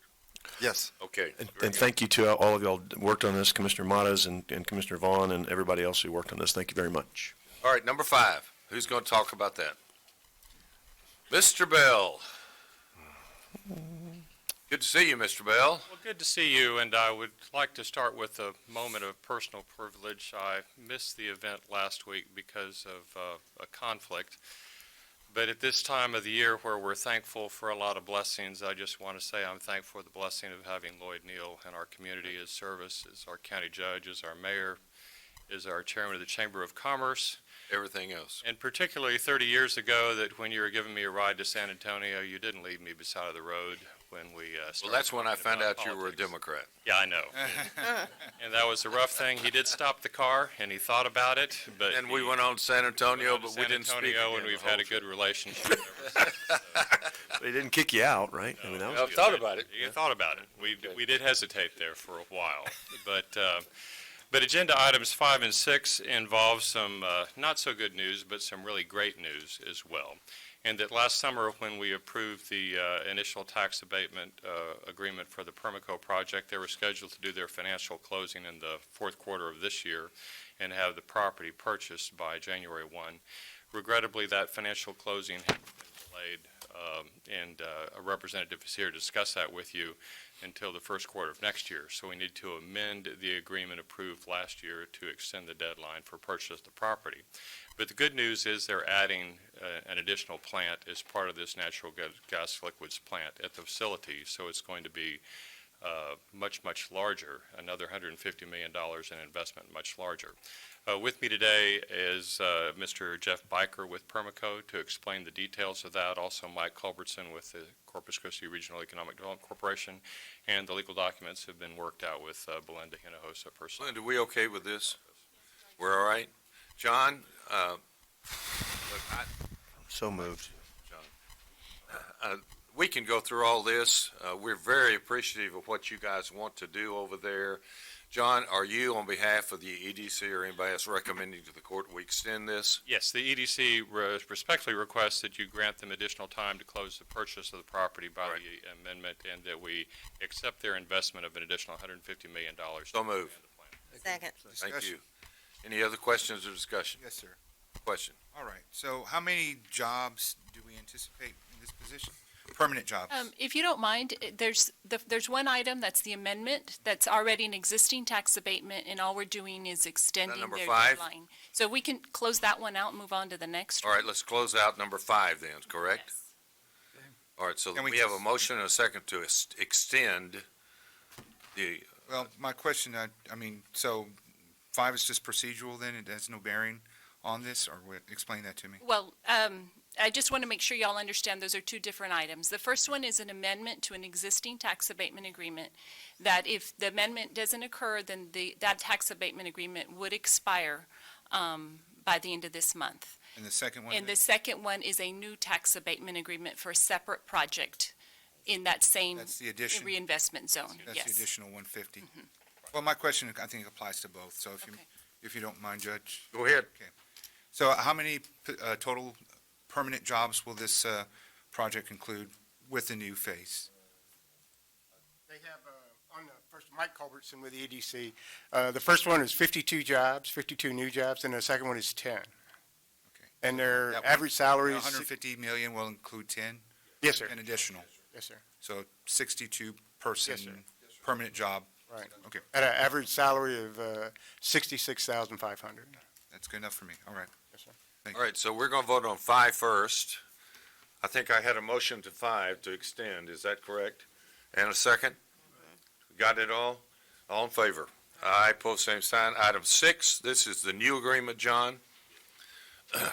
Okay, any questions on item 6? Public comment? See none, I'll entertain a motion.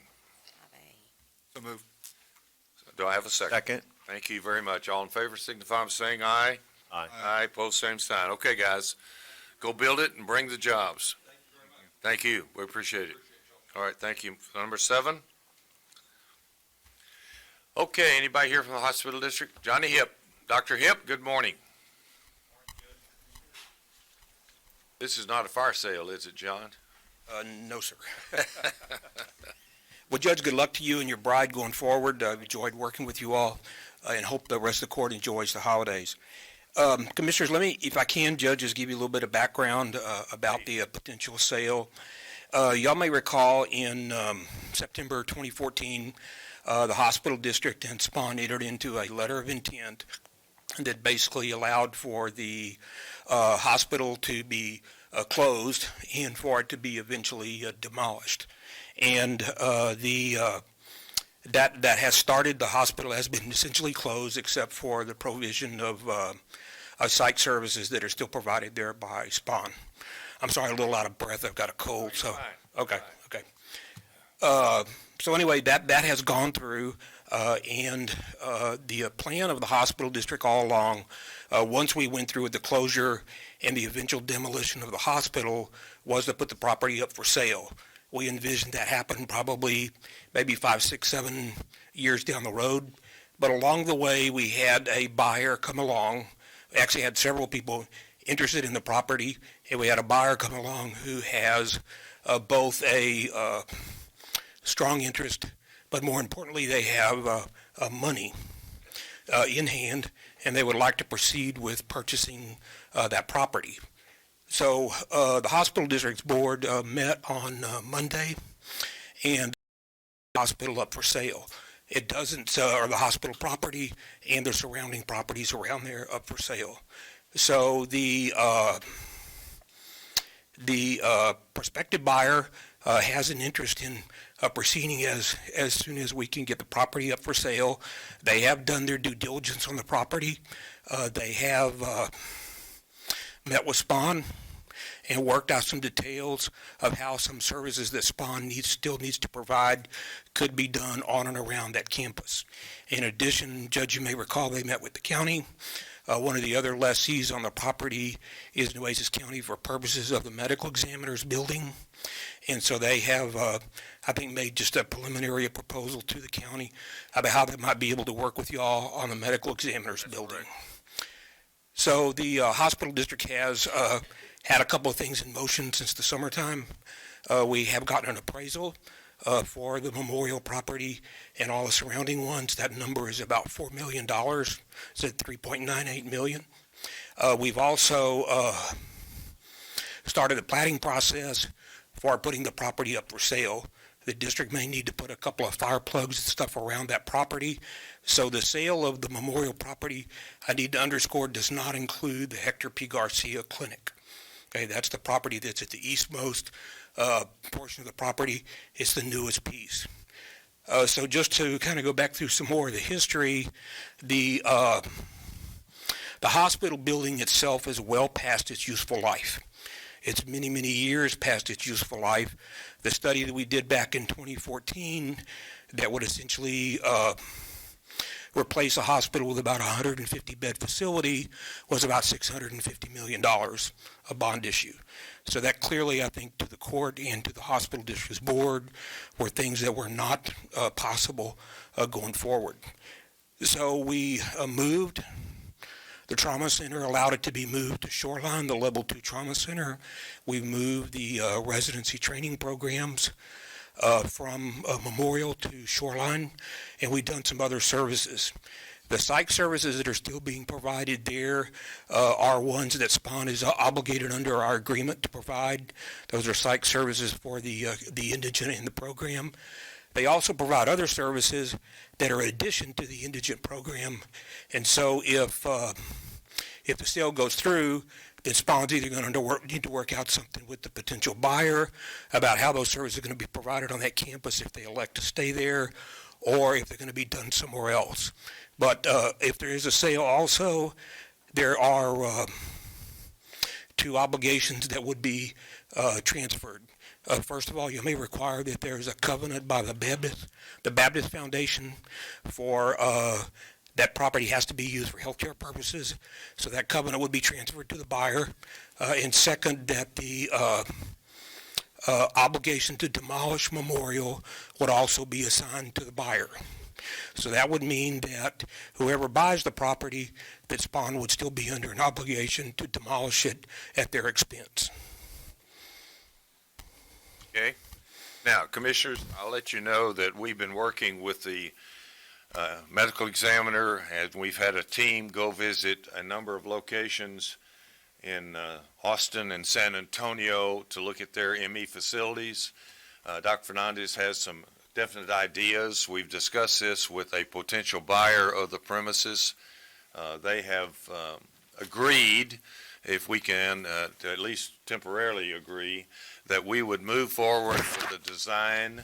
Dr. Fernandez and his crew have been working with our people here in Public Works to try to come up with a design that we could live with and a location we could live with, close to where it is, but not the same location. Dr. Fernandez is extremely excited about getting a very modern, new, up-to-date ME facility. One of the potential buyers has offered to build that building and lease it back to the county on a very long-term lease, which we're still talking about. So for the new judge and the court, one of the things that will have to be decided on quickly is getting with the ME and get that all outlined so we can approach whomever the buyer is and move forward. But it's a good deal. Fernandez is extremely excited about being able to move into a modern, up-to-date facility. We're not going to build a Taj Mahal. We don't need a Taj Mahal, but we need to upgrade that facility tremendously. So that part of the deal is still open, and Judge, you'll be looking at that very quickly after the first of the year. Okay? So what do you need from us? Commissioner, just going to remind you that if the sale goes through, that the district will still own 4 clinics that will be still under lease to Spawn that they would operate. We will still be doing our IGT programs and all the other things we have out there. Yeah. And so anyway, we would ask the court's consideration at this point of authorizing the district to put the hospital property, those properties adjacent to, in the vicinity of, and I have a map that I've distributed to you, and those are covered by the green lines. Authorize the hospital district to put those properties up for sale. Public comment. See no public comment. Commissioners? I have a quick question. Yes, ma'am. Go back to where you said the obligation would be to whom to demolish the property at their expense. Under our 2014 letter of intent with Spawn, which the court approved and our district board approved, there is a duty by Spawn to demolish the hospital complex. Not the individual buildings around it, but the hospital complex. So if they sell it to someone, Spawn has to demolish it at their expense. Correct, that's correct. We believe that transferring that obligation to the buyer has value to the buyer because that's money they won't have to spend to demolish the building. And so our intention is to assign that obligation to the buyer. Okay. I had a question on the Dr. Hector P. Garcia clinic portion of it. What is that going to be used for? To me, that's a prime location for the psych unit to be placed there. Have we talked about the psych unit to Spawn lately about where or how? Commissioner, that I understand has not been decided about Spawn. They are under a duty under our agreements to provide psych services within Corpus Christi. They're currently being done at Memorial. I do know that there have been conversations between one of the potential buyers and Spawn to erect a separate freestanding psych facility near the Memorial campus. Now, the Hector P. Garcia Clinic and its surrounding parking lot are not a part of this sale. That would remain under the district's ownership. So what's the plan for that? Anything? The Dr. Hector P. Garcia, at this point, it's a brand-new clinic. It's maybe 2 years old. It would continue in use and continue its hours and stuff that it has there. Now, whether they start offering psych services or other things there, that would be sort of up to Spawn to do that. But under our agreement, the psych services that they have to provide are for the indigent only. And they have the flexibility to do that anywhere in Corpus Christi. I think that this sale is probably going to force them to make some decisions about that. Okay, so let me just add one question. You say, for instance, they said, we want that building to use it as a psych unit. What would be the next step to that? Well, basically, Commissioner, that would be a conversation between the buyer and Spawn. Well, the buyer's not buying the clinic. I'm sorry, I misunderstood you. I thought you were talking about the hospital for psych services. The clinic, that would be a conversation that Spawn would probably need to have with the district about psych services. But that clinic is not designed for our psych services. It's designed for outpatient medical care. I mean, it could be designed, I guess. Versus building a building and versus upgrading it. I mean, I guess it could become a psych unit. It could, but if they build a building, that's Spawn's obligation, not the district's. Well, I mean, you can help Spawn as far as the infrastructure, I think responsibility belongs to all of us, and I know what Spawn agreement was too, but we're talking about people in our community, people that, we always have this fight that, well, it's not ours, it's theirs, and I think at one point it belongs to everybody, and we should all be concerned about the community as a whole, and come together and get on the table and say, how are we gonna do this? How much is the district going to put into this? How much is Spawn? What is theirs? And I know Spawn's got the big bulk of it because that's the responsibility they have according to the contract. But I think that we can work this out. I think it's workable to me as far as the clinic is concerned. It's just how we do it. How do we get there? Unless the buyer agrees to build something else for them on one side or whatever. I think that the prime location is there because the clinic is there, the emergency room is there. All the services that they need will be right there, and they don't have to go to Spawn Shoreline, they don't have to go anywhere else, Spawn South, it'll be right there at that clinic. So, Commissioner, anytime the Commissioners Court decides that they want us to step beyond our statutory duty, we will. That has not been asked of us, and we have kept our limitation on psych services to care of the indigent. all right, I'm just saying that there's a line that probably we have to look at. Thank you. All right, 7, we have to vote on these separately, 7A and 7B, correct? It's an order to adopt. All one? And All right, so I'll entertain a motion for 7. Clarification real quick, Judge. All right. On this, so this is not final. I mean, we're going to come back and have, if there is a sale, we would have come back and have a final vote. Is that correct? Yes, and that's a very good point, Commissioners. This is just to put the property up for sale. We haven't gotten proposals and stuff in. Once we get those in, the district's board will evaluate them, and we really can't close this until it comes back to the court. Do you foresee hospital board doing community outreach like they did before with the original proposal to move and close down Spawn Memorial and open up or expand Spawn Shoreline? In terms of looking for buyers for We had public input on, it was a big issue. That was a big move. And so there was some great public outreach events that you all coordinated and the county coordinated. So do you see that coming up with this issue? I certainly would see where it would be helpful, yes. I think that we need to because, I don't know how the vote's going to turn out today, but since this is not the final step, I think people will start paying more attention and really chiming in with their ideas. Some will be reasonable, some will be just out of the scope of our finances or the scope that we have by law, but we're going to have some ideas out there, and I think some even pushback based on this vote, because people, one, they still see the value, and I agree with Commissioner Gonzalez. I mean, we got to look at the concern and the impact that this is going to have on behavioral health services. That, may be in part of this long-term plan, but we need to also look at what are our obligations, and when you keep citing, services within Corpus Christi, that kind of leaves it open too broad for me and makes me a little nervous as far as what do we have specific? Do we have something specifically outlined, or is it just going to find whoever can meet those services, those needs? So those are some of the things I think that we're going to have a conversation on. I don't have any problem in any time pushing this forward for discussion and having more discussion. I'm sure we'll get more public input on this. I'm sure the hospital district will as well. So if we can have some sort of, community outreach, maybe not at the level or the amounts that we had with the original Spawn move, but this is just almost as big, if not quite on par, even though the number of people that are served is not as big as number, but it's still just as important when we talk behavioral health. Certainly. So that's a big concern for me. Johnny, I'd echo those thoughts, and I have concerns because of I know there was an incident or two where we were caught off guard by some of the things that Spawn was doing. We read about it in the paper, saw it on TV, or whatever it was, and so it would really be helpful to me as well. And I don't represent that area, but I still, I grew up in the city and spent a lot of time over there, and that area is very important.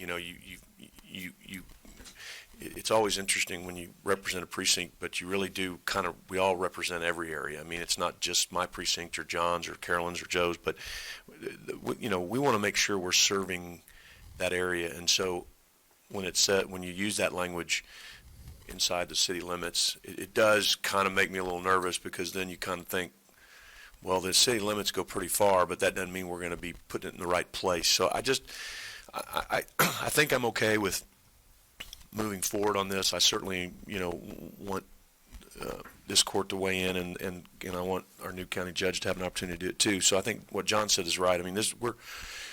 I think if we vote for this to put it up for sale, that doesn't necessarily mean it's over, and that we can't just, because we've got to approve the sale, and we've got to go through all that process too, and we may not like what we see, and we may get some pushback that we may not like, and that's okay. That's what this is all about, is to put it out there and be transparent, and so if this is the first step, but I think everybody's kind of, not everybody, but I think there's been enough expression up here that we're grateful for Spawn and we appreciate Spawn, but I've got concerns about Spawn and some of the stuff that they've done, and I've been open about that, and I don't like that they closed one of those clinics on the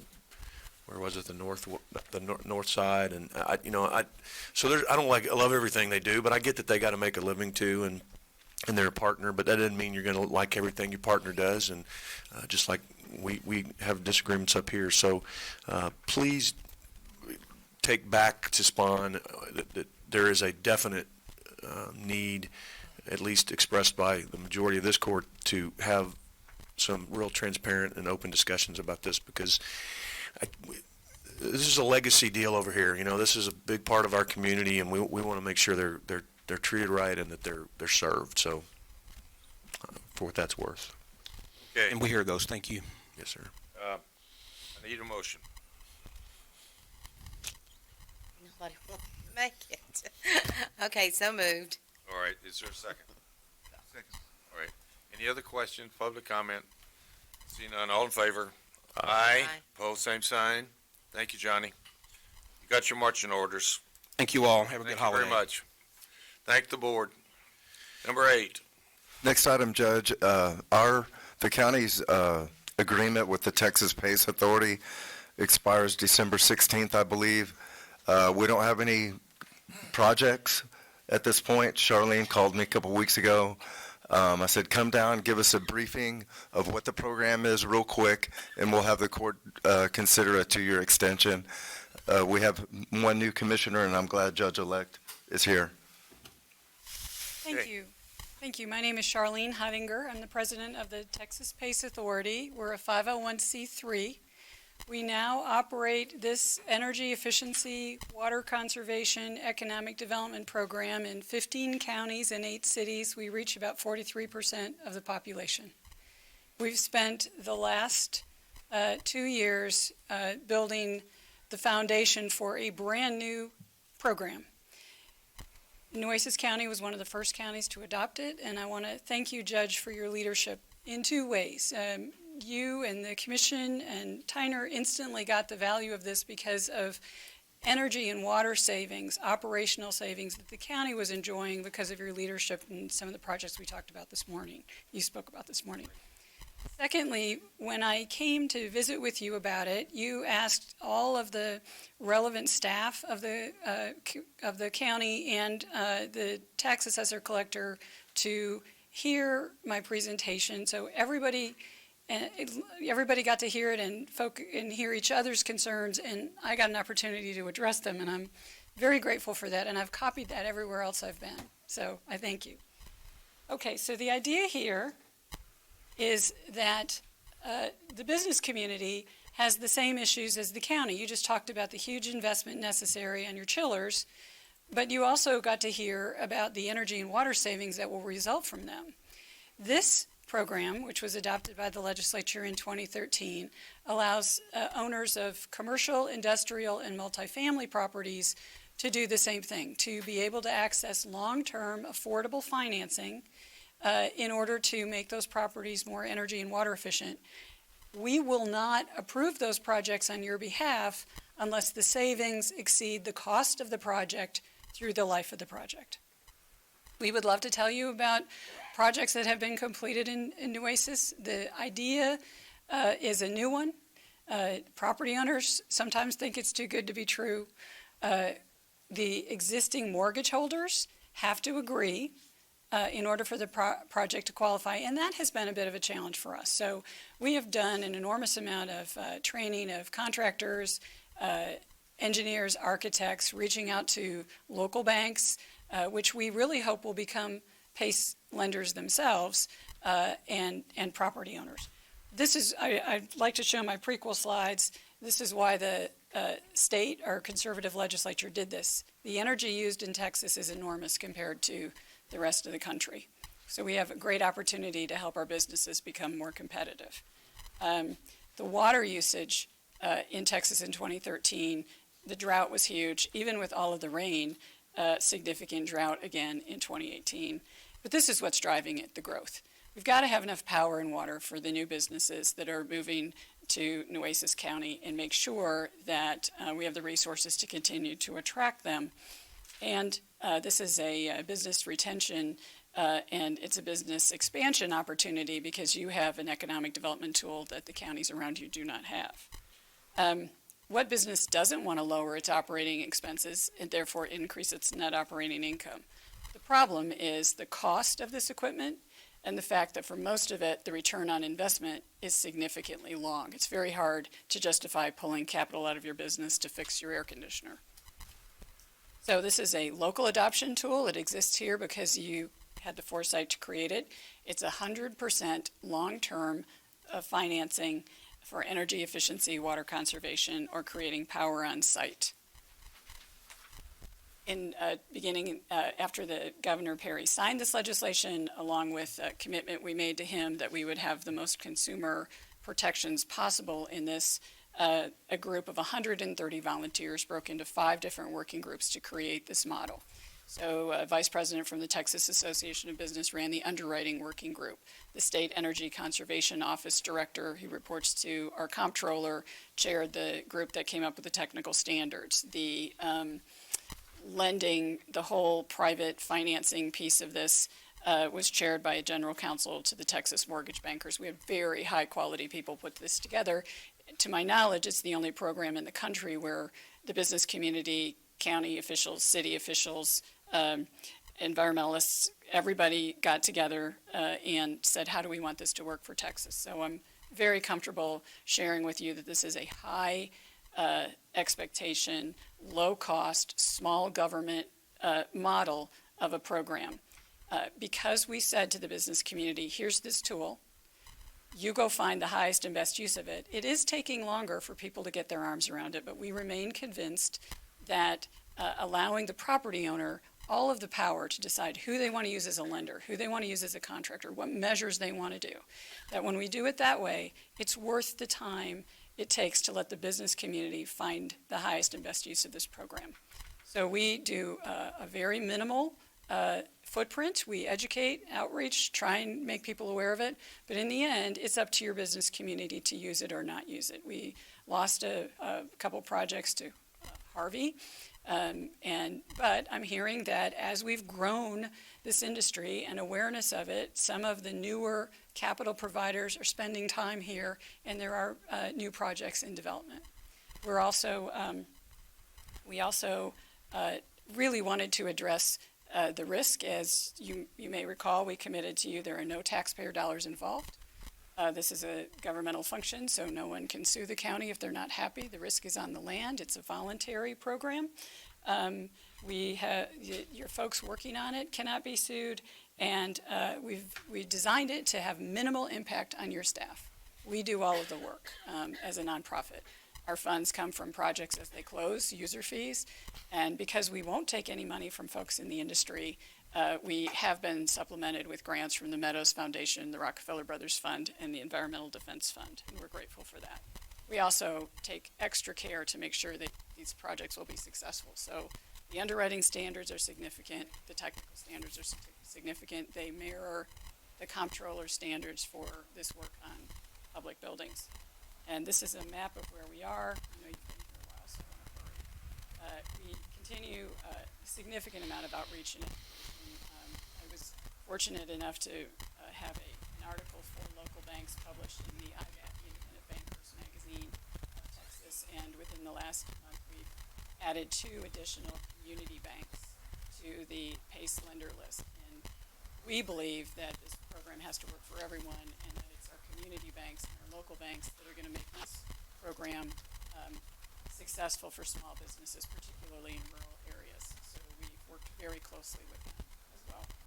And so our continuing challenges to overcome to make this program wildly successful means it's boring, right? That it becomes a typical tool that nobody thinks twice about. We are playing a long game here. We know that we need the banks. That's going to take time. We are willing to invest that time. We know there's a lot of education and outreach. There are others out there that would say, why don't we close as many projects as possible as soon as possible? This is a question of quality, not quantity, and we make that commitment to you. That's really how we were designed, and it's what the private sector wants. So we are adding sources of capital. There's no shortage of capital to do this. And so our job on behalf of you is to make sure that that capital is properly placed as the legislation intended and with the consumer protections that we promised you. Getting local lenders to get comfortable with it. It's really the same business analysis whether you grant consent for another lender to make a loan or whether you make it yourself. And so it's getting banks comfortable with this new product. And then finally, just building out all the businesses that need to understand it so that they can make people aware of it. In other words, another way to put that is the contracting community, the architects and engineers really should be the best sales force for this program. So we're constantly trying to make them aware of it, and they get frustrated in that they're really not salespeople, and so they're not sure how to make that case to the property owners, and so we're trying to help them with that as well. So it's just building something new from scratch. It's a privilege to be here. We do this as a public servant model that's unique to the country. And in that regard, we're working with TCEQ to work with border counties to bring PACE into southern Texas to help agriculture, particularly with water. And also, we're working to try and get HUD's consent so that we can bring this to affordable housing. We're very excited to have our technical standards manual, along with our user guide, recently translated into Spanish. So again, trying to make this program available to everyone. And with that and our continued commitment to do the very best job for you that we can, I ask that you renew the contract for 2 years at no cost to the county and no risk to the county. And the only other ask I would have is that as you and your districts are aware of businesses that are buying new property or getting ready to fix their property up, this is an economic development tool that doesn't cost the county any money, and we would love to assist these businesses. Thank you very much for coming today and for the update.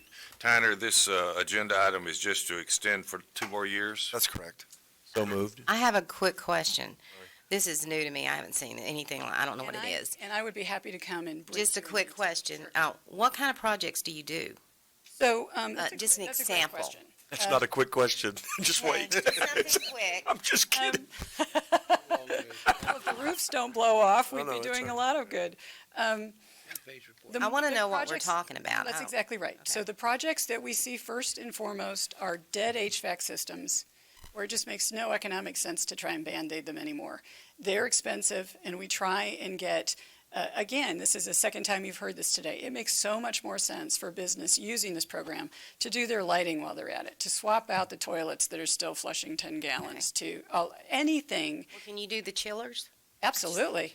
Oh, so here's, I'd bring it up. in fact, I was kind of hopping in my seat with the pool until I realized that it's government-owned property. The statute, for some reason, said no government property and no undeveloped lots or lots undergoing development, which has gotten really confusing for people because those are not well-defined terms. They're not defined at all.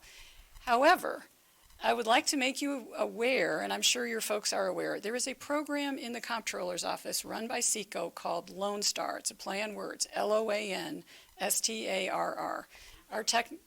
So that is something I'm sure your people are looking at. It's PACE for government properties, only your interest rates are significantly better through that program than what the private sector has through the private sector lending that we try and expose people to.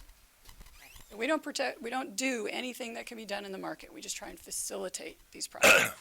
Thank you. Thank you. Need a motion? I have a motion to have a second. Second. Thank you. Any questions? See no public comment. All in favor? Aye. Aye. Both same sign. Thank you. Thank you very much. Thank you, sir. Yes, sir. Yes, ma'am. Okay. Number 9, mental health community collaboration update. Judge, for your last meeting, I thought we'd get an update. I think it's good. Good morning. Good afternoon, Judge Neal. Not quite. Not quite? My name is Mike Davis. I am the CEO of the Nueces Center for Mental Health and Disabilities. And Mark's going to give an update on that. He's the project manager. Very good. Good afternoon, Judge, Commissioners. Thank you for having us here. Just a quick recap. In August of 2018, the county, the hospital district, and the Nueces Center for Mental Health and Intellectual Disability, which is us. Judge, can I interrupt? I'm sorry. I didn't know. Can I be shown as voting aye for the PACE renewal as well, Absolutely. please? Thank you very much. Go ahead. I'm sorry. Not a problem. In August of this year, we entered into a tri-party agreement to execute the community collaborative plan that was jointly developed. This plan was designed specifically to reduce the number of individuals with mental illness interacting with the criminal justice system and the jail. In less than 6 months, 3 new programs operated by Nueces Mental Health and Intellectual Disability, in collaboration with our partners, have begun to bridge the gap for these people. These programs have created a new level of collaboration between our county, our hospital district, local mental health authority, law enforcement, our courts, district attorney's office, and other community agencies. The first of the three programs, our jail diversion program, has already provided over 600 service encounters and diverted over 50 individuals from the county jail. Those 50-plus individuals represent an estimated savings of over 3,500 days in jail, and over 85% of these individuals remain engaged in treatment and have not returned to jail. Second of the three programs, our crisis intervention teams have provided over 350 service encounters to over 110 individuals with mental illness who have interacted with law enforcement. One of the many shining examples which illustrate the impact of these services is an individual who, up until we became involved, averaged over 20 arrests a month, required the activation of emergency medical services multiple times a month, and this person is now sober, engaged in mental health treatment, and no longer recidivating. This person has not been rearrested in over 90 days and is now seeking employment. The third of the three programs, our jail-based competency restoration, has screened the 19 individuals that are currently in jail awaiting competency restoration services at the state hospital. The team has worked with the DA's office to identify that 8 of these individuals are actually eligible for these services, and the plan moving forward as we begin to roll these out is for these services to reduce the time spent in jail for these individuals awaiting treatment from hundreds of days as an average to 90 days or less in most cases. With this new collaborative, the people of Nueces County now have an unprecedented level of support for persons with mental health issues. Bearing in mind, these programs are new. They've never existed before. And I want to commend the leadership of this court and our partners in being able to execute them. They continue to develop, but in only a few short months, we've already reached nearly 200 individuals with mental health issues that otherwise would have ended up in jail or worse. We'll continue to focus on reducing the burden on the jail, the criminal justice system, focus on saving taxpayer dollars through reduced costs to the county and the city, and promote a recognition of the fact that mental illness is not a problem that we can arrest or incarcerate our way out of. I'm happy to take any questions you all have. These numbers are great. I will say, for the benefit of everyone, this is a big deal. And the county has taken the leadership with all of this as one of the few counties in the state of Texas that has funded this program. And so you're going to be held accountable for a lot of things in the future next year. But if you can maintain something like this and start showing these numbers, I think we're on the way. Yes, sir, absolutely. Yeah, 200 people out of that jail, or not in the jail because of whatever, that's a huge number of dollars both for the county and everyone else. And the main thing is they don't belong in jail. Right. Yes, sir. Okay, well, you guys keep doing a good job. I have a question. Sorry. Yeah. That jail diversion program, your first sentence, the jail diversion program has already provided over 600 service encounters and diverted 50 individuals from the county jail.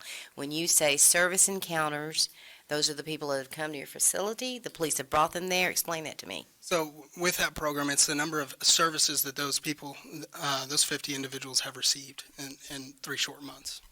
Over 600? Over 600 services, yes, ma'am. Interesting. That's a lot of service. Absolutely. Part of number is just.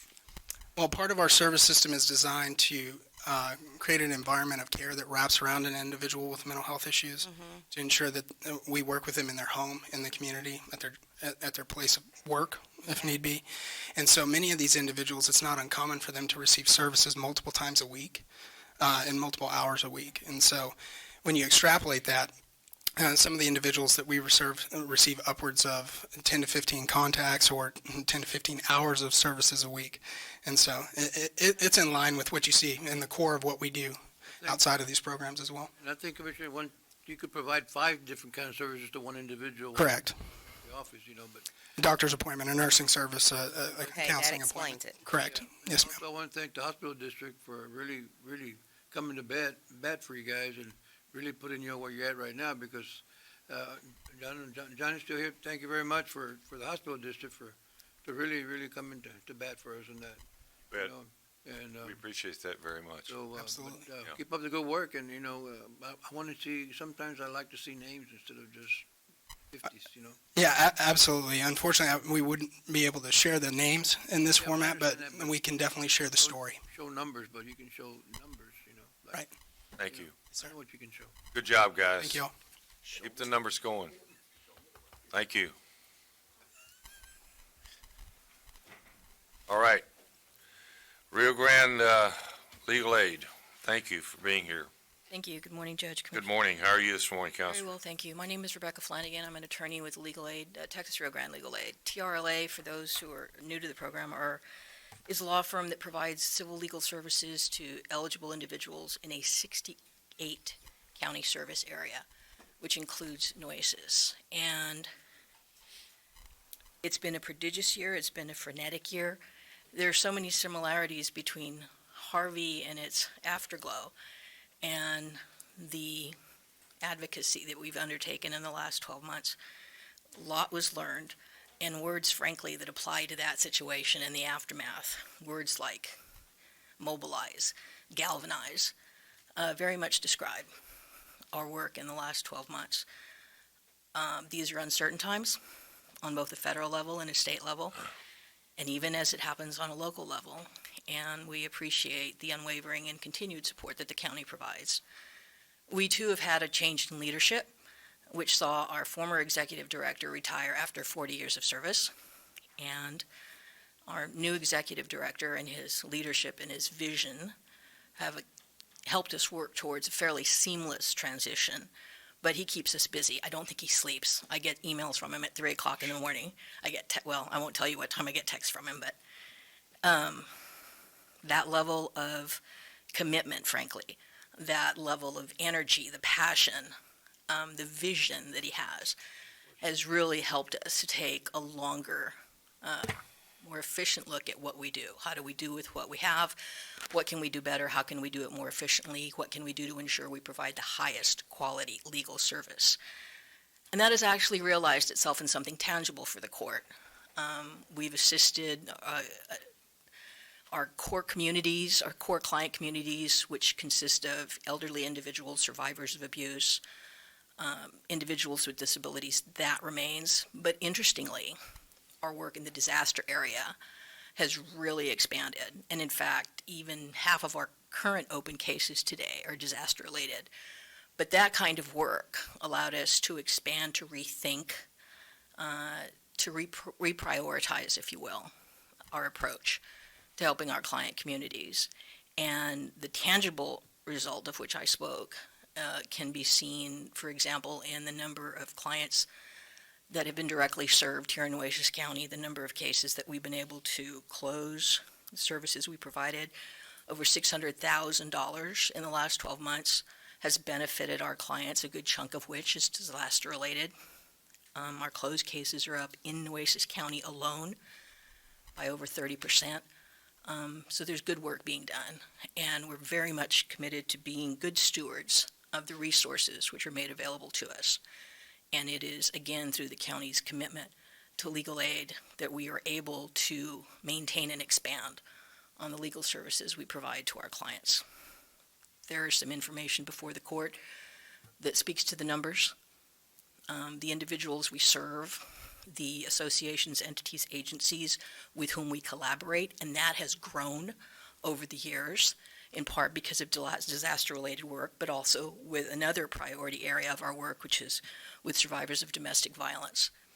And so I have, even in these uncertain times, some confidence to express to you that the quality and the quantity of the work continues to benefit from supporters such as Nueces County, and we thank you for that. That's my report to the court. Your contract is up for renewal. It is. I need a motion, please. Second. Thank you. Motion is second. Public comment, see none. All in favor? Aye. Aye, pose same sign. Thank you very much. Thank you for good job. Thank you, Judge Neal. If I may, it's been a pleasure, sir, Thank to you. have stood watch with you, and Thank you very Godspeed. much. You guys do a great job. Thank you. Number 11, we've already done. Number 12. Judge, this is, Yep. this is really just a, Last meeting. pardon me? We didn't do it last meeting because it wasn't on the agenda, so we'll bring it back up again. Yeah, this is just a, no-cost time extension to JKS Professional Services contract for the IB McGee Park project. It's just a formality and an extension of that All right, now, I agreement. had Shirley Thornton sign up to speak to that? Yeah, I think she meant to sign up for the pool. I think she Okay. put the wrong number. Yeah, Okay, that's good, that's good. She Just wanna make spoke. Sure, I don't miss somebody. thank you. So I would move approval. All right, is there a second? Second. All in favor? Aye. Aye, pose same sign, thank you. Number 13, you want to discuss this? Put it on the agenda, Judge. It doesn't mean we couldn't discuss it because it was on the agenda, but I think at this time, I'd like to make a motion that we appoint Tyner as the acting director for the Office of Administration Second. with the same salary that the administrator has in case he has to stay there longer than planned. But if he does come back to his job, then he comes back to his salary he had before. That's second. Discussion, I'm good with making this position more identifiable, because I think that's going to be needed for Judge Canales as she transitions in. I will support it. I do have concern for any interim to be bumped up in pay. Nothing against Tyner, I think he's doing great work, but I think that whoever is selected will deserve a full-time pay, but to raise somebody's pay temporarily and bring it back down, I think that sets a bad precedent, and we've had our opportunity to take in applications, and we delayed that process, so I think we do need to take that step now, but as far as the salary, I would suggest that it remain as is. That's how I will support that. I don't think we have a choice, is what I've been told. Is that correct, Belinda? If he's going to be an interim director, then he would be entitled to the commensurate pay for a director. So who does the work if we don't vote on this? I certainly can follow up on that, but I believe there's a statute in the government code that basically says the next administrative position, which would be kind of like the first assistant, would be the one that would be responsible for that. I would have to vote against this because I don't support the pay increase. Well, respectfully, I don't think it's fair to give someone the job and not give them the pay. Well, we're not giving them the job. We're giving them, right, okay, but we're giving them the job interim as the interim responsibility, and then we don't want to pay them. I don't think that's fair either, so. It's everywhere, though. You go into the business world, you go into other governmental entities, just because we're required by statute, which I think does not make sense. You don't find that at the city. You don't find that at school districts. You don't find that. We're not the city or the school district. I'm just giving you examples. I get it, but she's telling us we have to do it. If you don't want to make We him. have to do it if we vote for it. If we don't, he still gets stuck with doing the job. And that's fair? And I think the reason I brought this up because Tyner gets paid pretty well. He gets paid better than we do. Come on. I mean, let's not say, is that fair? Well, then, but if we don't want to. Oh, no, I agree. I'm not saying that he doesn't work pretty hard. But, I mean, if he can still do the job, then why, I mean. I don't think, I will tell you, I have never, in any of those instances, seen that if you give someone an interim job, that you don't give them the interim pay that goes along with it. The knowledge is that, and I don't know, it doesn't happen much in the business world, and if it does, I think that's incorrect what you're saying, because if you give someone the interim job, just like I think the city manager in the Corpus Christi, who's interim, is getting paid the city manager's salary. So using your example, I believe that's correct. I don't know that, so I'm saying I believe, and we can check that. I think it is correct. But this is the county, and the county is governed by statutes. If you don't want to make him interim, that's your right. I think it's appropriate to make him interim. If we're going to make him interim, then we need to pay him what the right is. But if it was for 2 weeks or 3 weeks or a month, but I think if it's going to be longer than that. Well, how do we know how long? Well, we're still going to say, because the position's not filled, so we're not paying that position. Right. How much are we bumping it up? Can I just ask that? Certainly, I don't know what that. you have to ask HR. I'm just curious how much, yeah. And Year, for the whole year. yeah, I mean, and John, I understand what you're saying, but I also understand that he's going to take on more responsibility, probably 2 responsibilities of those positions to keep that office running. So I get that. And if it was for a long period of time, I would be concerned, but I don't think it's going to be. Do we have an We're idea going to have the how long position. this is going to be, though? We don't even know if we're going to have the position, because we're going to discuss eliminating the position or reallocating the position. So, I mean, I think we're going to put this on the first agenda when Judge Canales gets in, and if she's ready to go, then we'll be ready to go. You know, I just think, Make a motion. I'll move. second, Motion a second to name Tyner Little to the interim position with pay in accordance with the position. Is that the motion? Yes. Is that your motion? Yes, sir.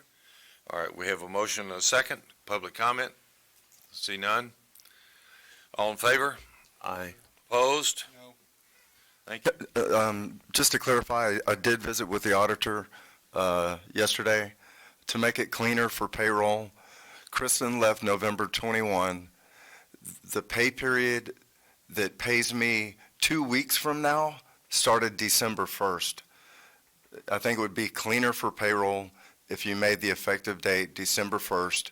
It would not affect my pay this Friday. It would be 2 weeks from now. Fine. Is that correct? Amend the motion to make it effective 12/1. I'll move. That's the motion. So seconded. All right. That's still 4-1. Okay. Thank you. 14. Tierra Grande Drainage Project and execute the contract. Edward, you gonna take the lead on that? Let's go. Essentially, it's drainage. We went through this whole series of storms. We got flooded out. This is Commissioner Jagg's attempt at a solution to meet the needs of that area. So we're going to go into that area and determine whether we need a detention pond or the services. We've got ice back here in case you need Okay. any questions. So you're ready to go with that? Ready to go, Judge. I need a motion. I'll move. Is there a second? Second. Public comment, see none, all in favor? Aye, both same sign, thank you. 15, Countywide Drainage District. Commissioner Vaughn, did you want to comment on that one? Oh, okay. Or- I wanted to put this on the legislative agenda, and let me make myself clear so there's no misunderstanding. I'm not trying to invent the wheel here. I want a discussion on drainage, because that affects everybody in our region, and we've got to work together to find a solution. I did go see Representative Hunter, and and this is not talking about the drainage district per se. It's talking about anything that we can do. He's not for or against it, but he thinks it would be good for us to have a healthy conversation. And that's all I want to do. It has nothing to do with trying to take someone's jobs. I don't know what the options are. I want to look at all the options to help us. 85% of my calls are on drainage in my precinct. And I know that some of you others have them too, John and Jag for sure. I don't know about Brent. But I just think we've got to put it on there and take this opportunity when they go in session to put it on there. What we do with it, we don't know, because like we said before, it needs to be a conversation of all of us. And that's all that I'm trying to do. I'm not trying to step on someone's toes. I just think that to do nothing is the wrong thing to do. We need to start a conversation. No, That's fine. I agree. I mean, we need to start, but it's not going to actually, we put it on as one of our issues. I mean, doesn't mean, we could always pull it out or whatever we need to do, right? And I do have the legislative agenda on the January 7th court for approval, and I'll fashion an item related to drainage so the court can approve it then. Drainage issues? Yes, drainage Got an issues. advisory from the county attorney on that this week, too. Yes, and that needs to be discussed by the court. That's right. Okay, so Could we're we, going to add it, right? could we look at just, and maybe just saying drainage? In other words, Right. I don't know what the answer is either, if it's a district or if it's,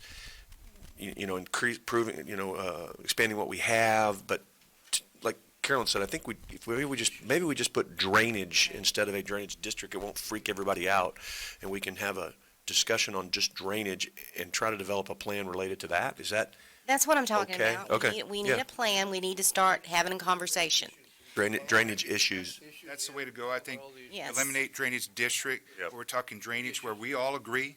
We have the drainage district out of District 2, District 3 here in the county that very much need to be a part of this discussion. As you Absolutely, mentioned. absolutely. That MOA, that agreement that we signed with the city, I mean, we need to move forward on that. We need to have some meetings and get that put together with Tyner and Tom at the city, and of course, our partners over at Drainage District 2, so that we're all a part of this discussion, and even our legislative team, and that's maybe Tyner, when we have the chance at our first meeting in the new year, is to maybe to bring in legislative team or at least their representatives from their offices here so that we can have an overall discussion about that. Because I agree, we need to do it now. And we've already talked about that this kind of work may take 2 or 3 sessions, I think at least 2, but we're getting the ball rolling now on that. So I totally agree and support that item. And then in a little bit, we're going to talk about grants that some of the mitigation money that we possibly have could be the countywide drainage district or countywide drainage study. So that's, that all connects. So I support moving them. All right, so Commissioner Rojas is here. Yes, sir. Did you want to comment on this? Joseph? Judge, Commissioners, Merry Christmas, and congratulations on your retirement, Judge. We're going to miss you. Well, thank you. I'm Joseph Ramirez. I'm Government Affairs Consultant with the Nueces County Drainage District Number 2. Good. And I think Commissioner Chesney hit it right on the head. When you say district, it does raise some concerns. And Commissioner Vaughn, I know your big thing is taxes, and when you say district, that's a tax. When you say drainage plan, that's everybody coming together to try to put something on the table. So that being said, I think rewording it and working together would benefit everybody who has a seat at the table. Thank you. Judge, and I would just make a motion that we add a proposed countywide drainage and take out the word district to the county's legislative agenda and. Yeah, we'll do that. In there Drainage what I issues, said, did I say district? Oh, I'm sorry, I meant drainage. Yeah, and so did, but Yeah, I it's meant okay. And the drainage agenda item issues. says district Yeah. too, so Yeah, I mean, I'm we'll just take it clarifying it We'll up. take Yeah, it off. so. Go ahead, please. Judge, we came with our pitchforks and our torches, but we left them in the truck just in case. And we were going to ask that you release Commissioner Vaughn to us. We'll disregard all that. Hey, well, and then take her to Flower Bluff with you to the pool, okay? You're making a lot of friends. Just get in line, just get in line.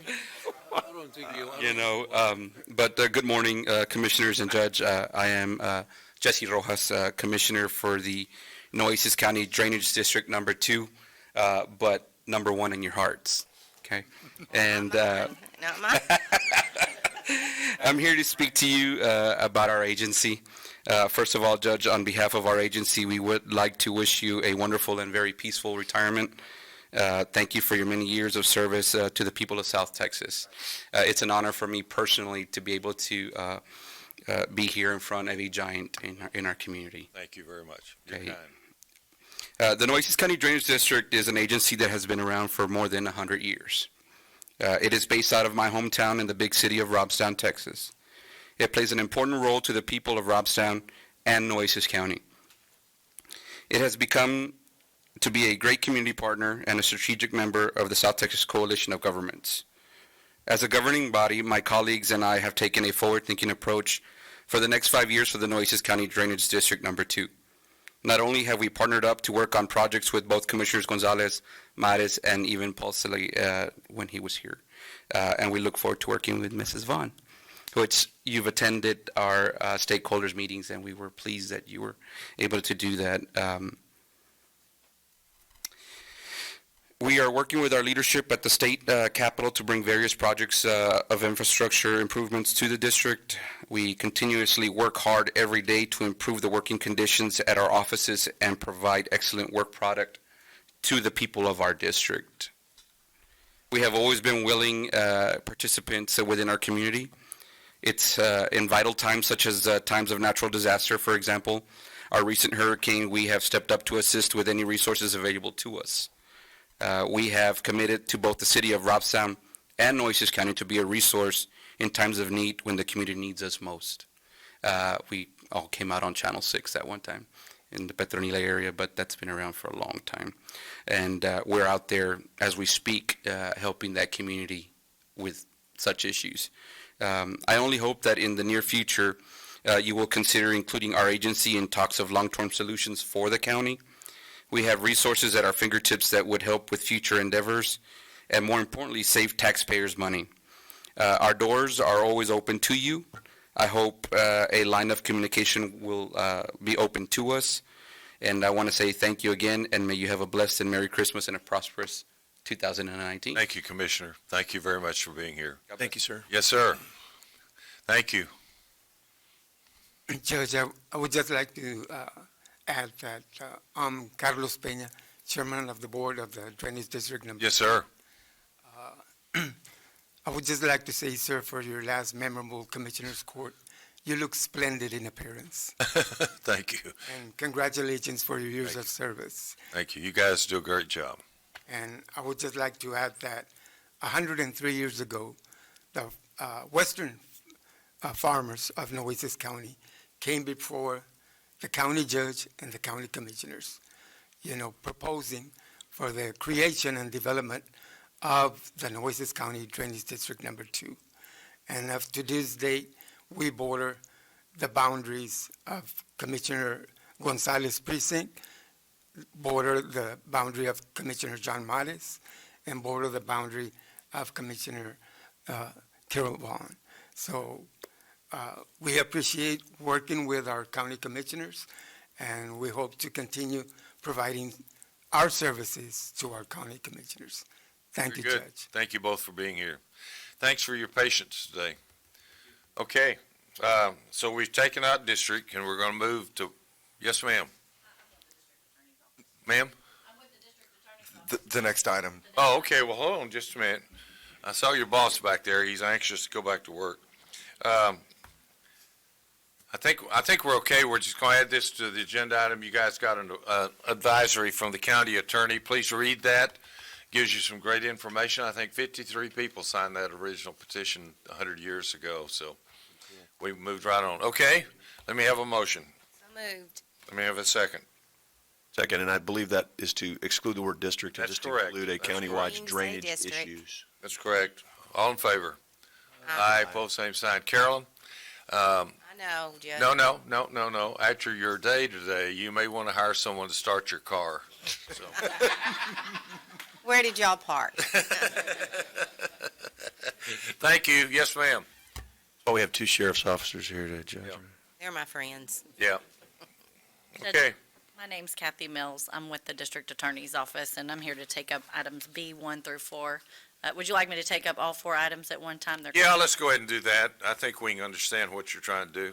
Very good. So the most important thing for the Commissioners Court to understand is there is no fiscal impact of these changes. This is simply restructuring the office. The way we are structured right now is we're not having proper administration. So we're asking for these changes so that we can get a new leadership role in place to administer the office. But let's start with item number 1, Judge. We are asking to create and unfreeze a felony position out of Department 1323. As the Commissioners Court's aware, 1323 is our pretrial diversion fund.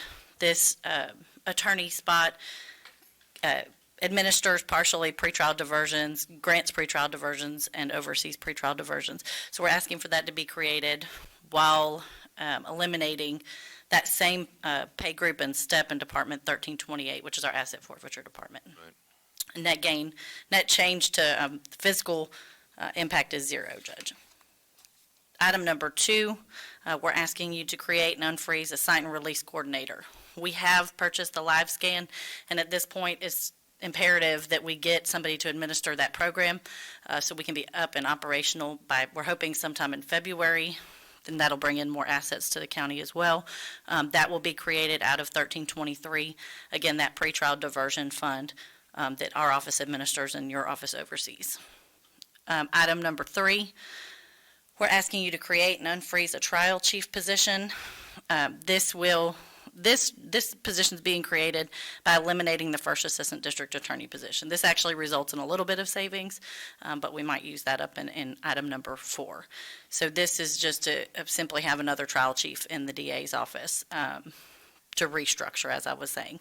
And item number 4 will create and unfreeze a second assistant district attorney position.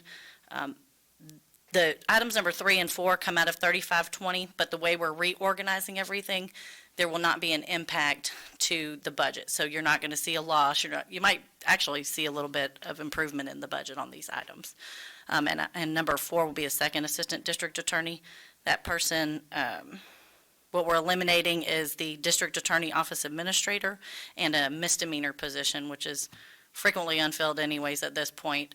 So we're taking those jobs, eliminating them, and creating the second assistant chief position. Dale, what do you think? Well, the key portion we were working with, and we've been working with the DA for a while, the funding for 1328, which is their very strict and sometimes on how the funds can be used and the salary wise, and some of the funds coming in weren't paying for that. And if they did nothing, they would possibly lose 2 or 3 positions completely, because our position is, if your special running funds run out of money, the positions are gone. Right. 1323, when Mark took office, they expanded the pretrial diversion, and the Fund 1323 is sound and can handle the position. So I don't see any problem with handling that, as well as the silent release position in 1323, and that is the position that they eliminated in 3520 when we did our budget. So they're bringing it back in as a special revenue department, which is no impact on the general fund. The changes in 3520, as they said, will probably see a little bit of a savings from once we get everything restructured, and then working with the DA's office, we believe this fits the needs he has. Okay. And Judge, I would like to thank the auditor's office and HR for working with us on these matters. Julie with HR has been wonderful assisting us as well in the auditor's office. Can I just ask real quick, just to be sure, I've read this repeatedly, but I got in a little trouble for missing something on this last time. This has nothing to do with the interdiction. No. Okay, good, thanks. Yeah, at all. I appreciate it. Thank you very much. I don't mean to be, If I may add, just how we've made changes too, and we have people doing jobs and not getting paid for some of the stuff they're doing. So that's what we're trying to actually remedy. And these all look fine to me. I just wanted to make sure I didn't miss Had one. nothing to do with asking for it. Thank you very much. Julie? I worked with them on each individual item, and there will be a cost savings to the general fund. It might not be a whole lot, but there is some changes going on there that will have some savings. And then, of course, we worked with the auditor's office on the forfeiture department, so we figured that out for them as well. I have a question. Don't let me get on your bad side today. No one gets on my bed. Okay. All right, I'm trying to understand why you're doing this. I think it's the cost save, but you're deleting the first assistant district attorney, but yet you're adding a second district. So prior to, I guess, obviously the changes that we're trying to get or create here today is that we had 2 first assistants. And sometimes you have too many chiefs and not enough Indians, and so sometimes things get a little, or they just weren't running the way I think they should be running. So that's why we're trying to go back to a first and a second Okay. versus 2 first. All right, that makes sense. Thank you. Mark, you've done a great job over there. I know how hard it is because you run the largest law firm in Nueces County, and we appreciate that. Since I won't be here to watch you, I encourage the court, don't come back in the budget now and try to come back around the side and say, well, here's all these positions that we need. We'll be here. Okay. Judge, if I can, I want to extend the same thing that everyone else has said. Yeah. It's been, you've been very supportive, and as I've been transitioning and trying to accomplish, and you've always, and the commissioners as well, have always said, let us help you and get you whatever you need to think that. That's right. And sometimes, for the most part, things have gone our way. I'm sure once in a while they're not. That will always be on me, but thank you for always assisting.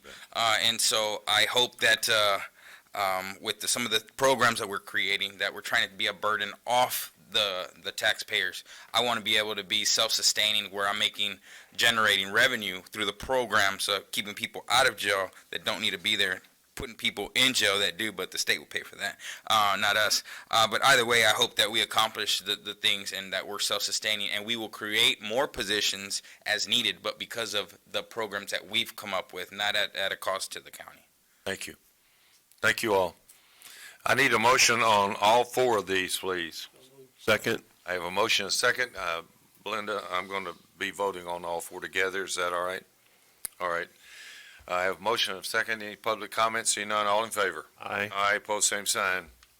Thank y'all very much. Mr. Martz has stepped out. When he comes back, we'll ask him what his vote is. Grants?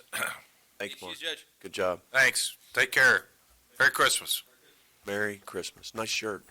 Merry Christmas. Can always see you. Okay. Good morning. The first item we have on the agenda is to discuss and consider the submission of a letter of intent to the Office of Violence Against Women for the Justice for Families program. Judge Ina Klein had an idea to do a domestic violence pretrial kind of office. So I'm just going to read the letter that we would like to submit and then kind of talk about her program, and it actually says the purpose of the grant in here. It'll be addressed to the director of the Office on Violence Against Women. It says, "Dear Director, this letter certifies that Nueces County is registered and current with the System for Award Management under DUNS number 078495025. Nueces County verified registration on December 4th, 2018. Nueces County's purpose of applying for this grant is to address the gap the court has in consistently monitoring offender behavior during the pretrial stage of the prosecution process and during the period of probation. The amount of resources available to consistently and thoroughly focus on offender compliance and accountability before and after adjudication is severely limited. This causes the system to be reactive instead of addressing accountability in a proactive fashion, placing the burden for safety on the victim." It then goes into, we understand that upon application and submitted in grants.gov, the authorized official will receive a minimum of 2 email messages. One will confirm receipt of the application, the other will notify the authorized official that an application was successfully submitted. And then it gives some contact information. Right. But so this is just a letter of intent to apply. We will be bringing back the full application to the court for approval. And right now, the budget is looking, it would be a 3-year project for approximately $775,600 with no cash match required. Good deal. Do I have a motion? So moved. Second? Second. All in favor? Aye, pose same sign. Judge, before we go on to item Yeah. 2, can I go on record as in support of the district attorney's 4 items? Yes, you certainly can. Thank you. All right. All right, Hey, you thank you. started it. Thank you. Number 2. Number 2 is to discuss and consider the submission of some grant applications to the Texas Division of Emergency Management for their DR 4332, which is Hurricane Harvey Hazard Mitigation Grant Program. I can't talk today. Okay, so we have already discussed countywide drainage plan. So there was some confusion, I believe. The city was talking about doing the application for the countywide drainage plan. But in our conversations with Division of Emergency Management, they are expecting to see an application and in support of an application from Nueces County for countywide drainage plan study, not district. So we would like to submit, with some guidance from the court, 2 applications for this specific hazard mitigation grant program. And the first would be for a hazard mitigation action plan update, which would include the countywide drainage study. So that would be about $1 million. The hazard mitigation action plan update is just to kind of include other entities to make them eligible to apply for hazard mitigation funds. But that would also include the county. We would need to amend it anyway to say that we're going to be committed to doing whatever projects, whatever comes from the countywide drainage study. So it's kind of 2 studies in one, but because it's all planning, they want it to be one application. And this is the guidance that we're being given by Division of Emergency. No cost to us?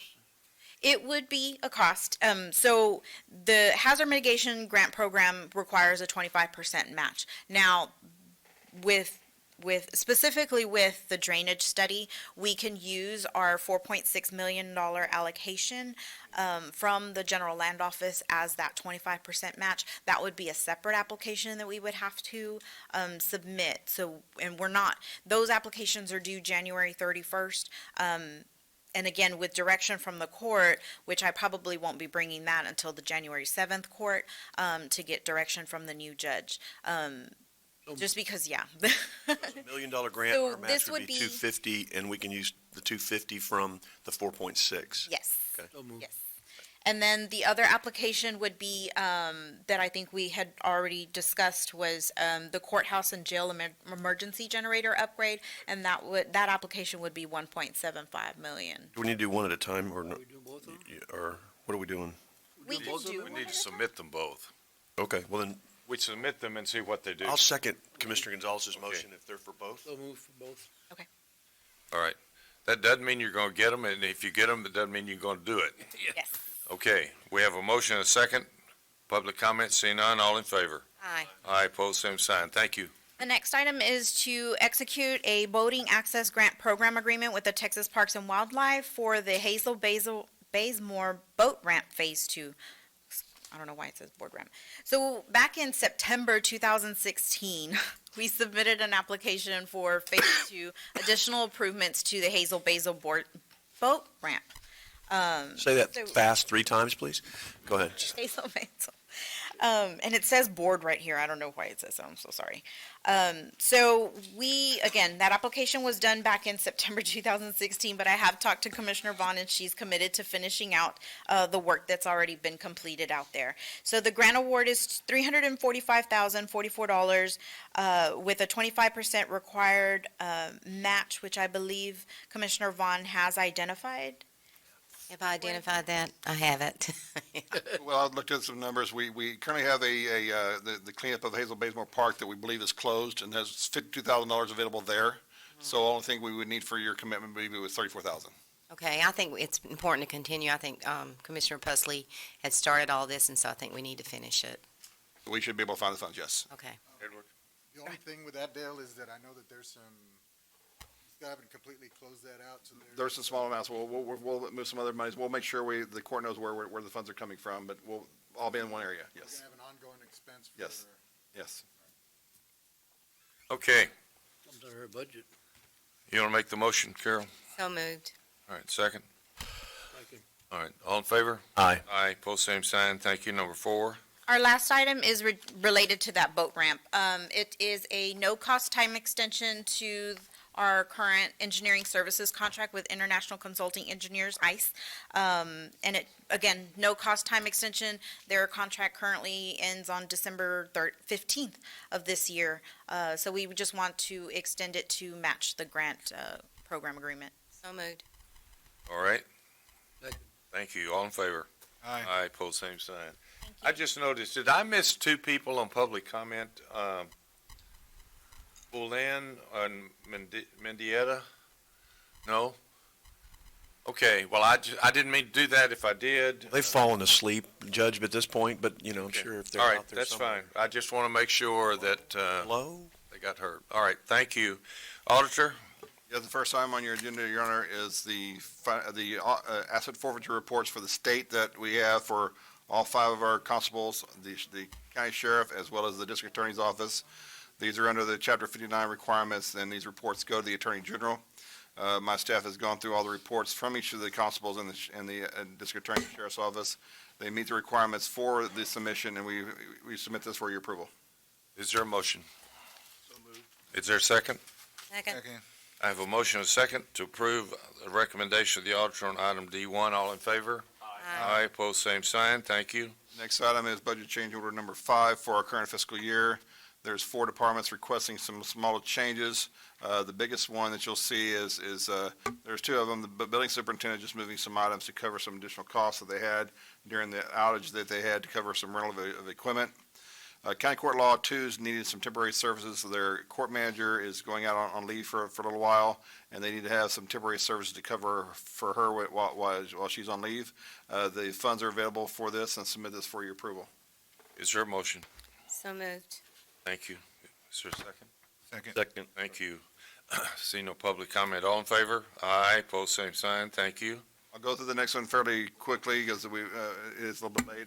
This is our financial report for September 30th, which is our year-end report. Now, please note that these are unaudited balances, so the balances here will possibly change with all of our accruals and GASB requirements, but these are fairly close to where we probably will be. I go to page 4, and where we look for page 4, and the first column that we see is the general fund. So if the numbers were final, we would have $32,846,583 worth of assets. We would have $13,006,387 worth of liabilities. And the important thing on that list is you see our fund balance is $19,840,196,000. That is a very strong fund balance for the position. When we did our budgeted, we were estimating a budget around 18.7, 18.9.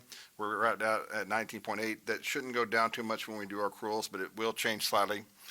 Just so you know, that is an increase of $3.3 million from prior year. There's several reasons why that it did increase. We refunded some of our, because of some of the election equipment we purchased, we brought it in the reimbursement from the CO as we approved. And of course, Road District 4 did submit $2 million to cover that balance, so most of that covered that $3.3 million. And that is right now about 22.2% of our fund balance requirements that we have. So it's very strong in the position.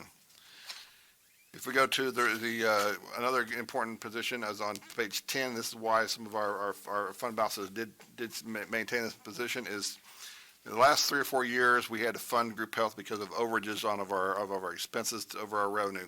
This year, that did not happen. Matter of fact, our group health increased by over $800,000.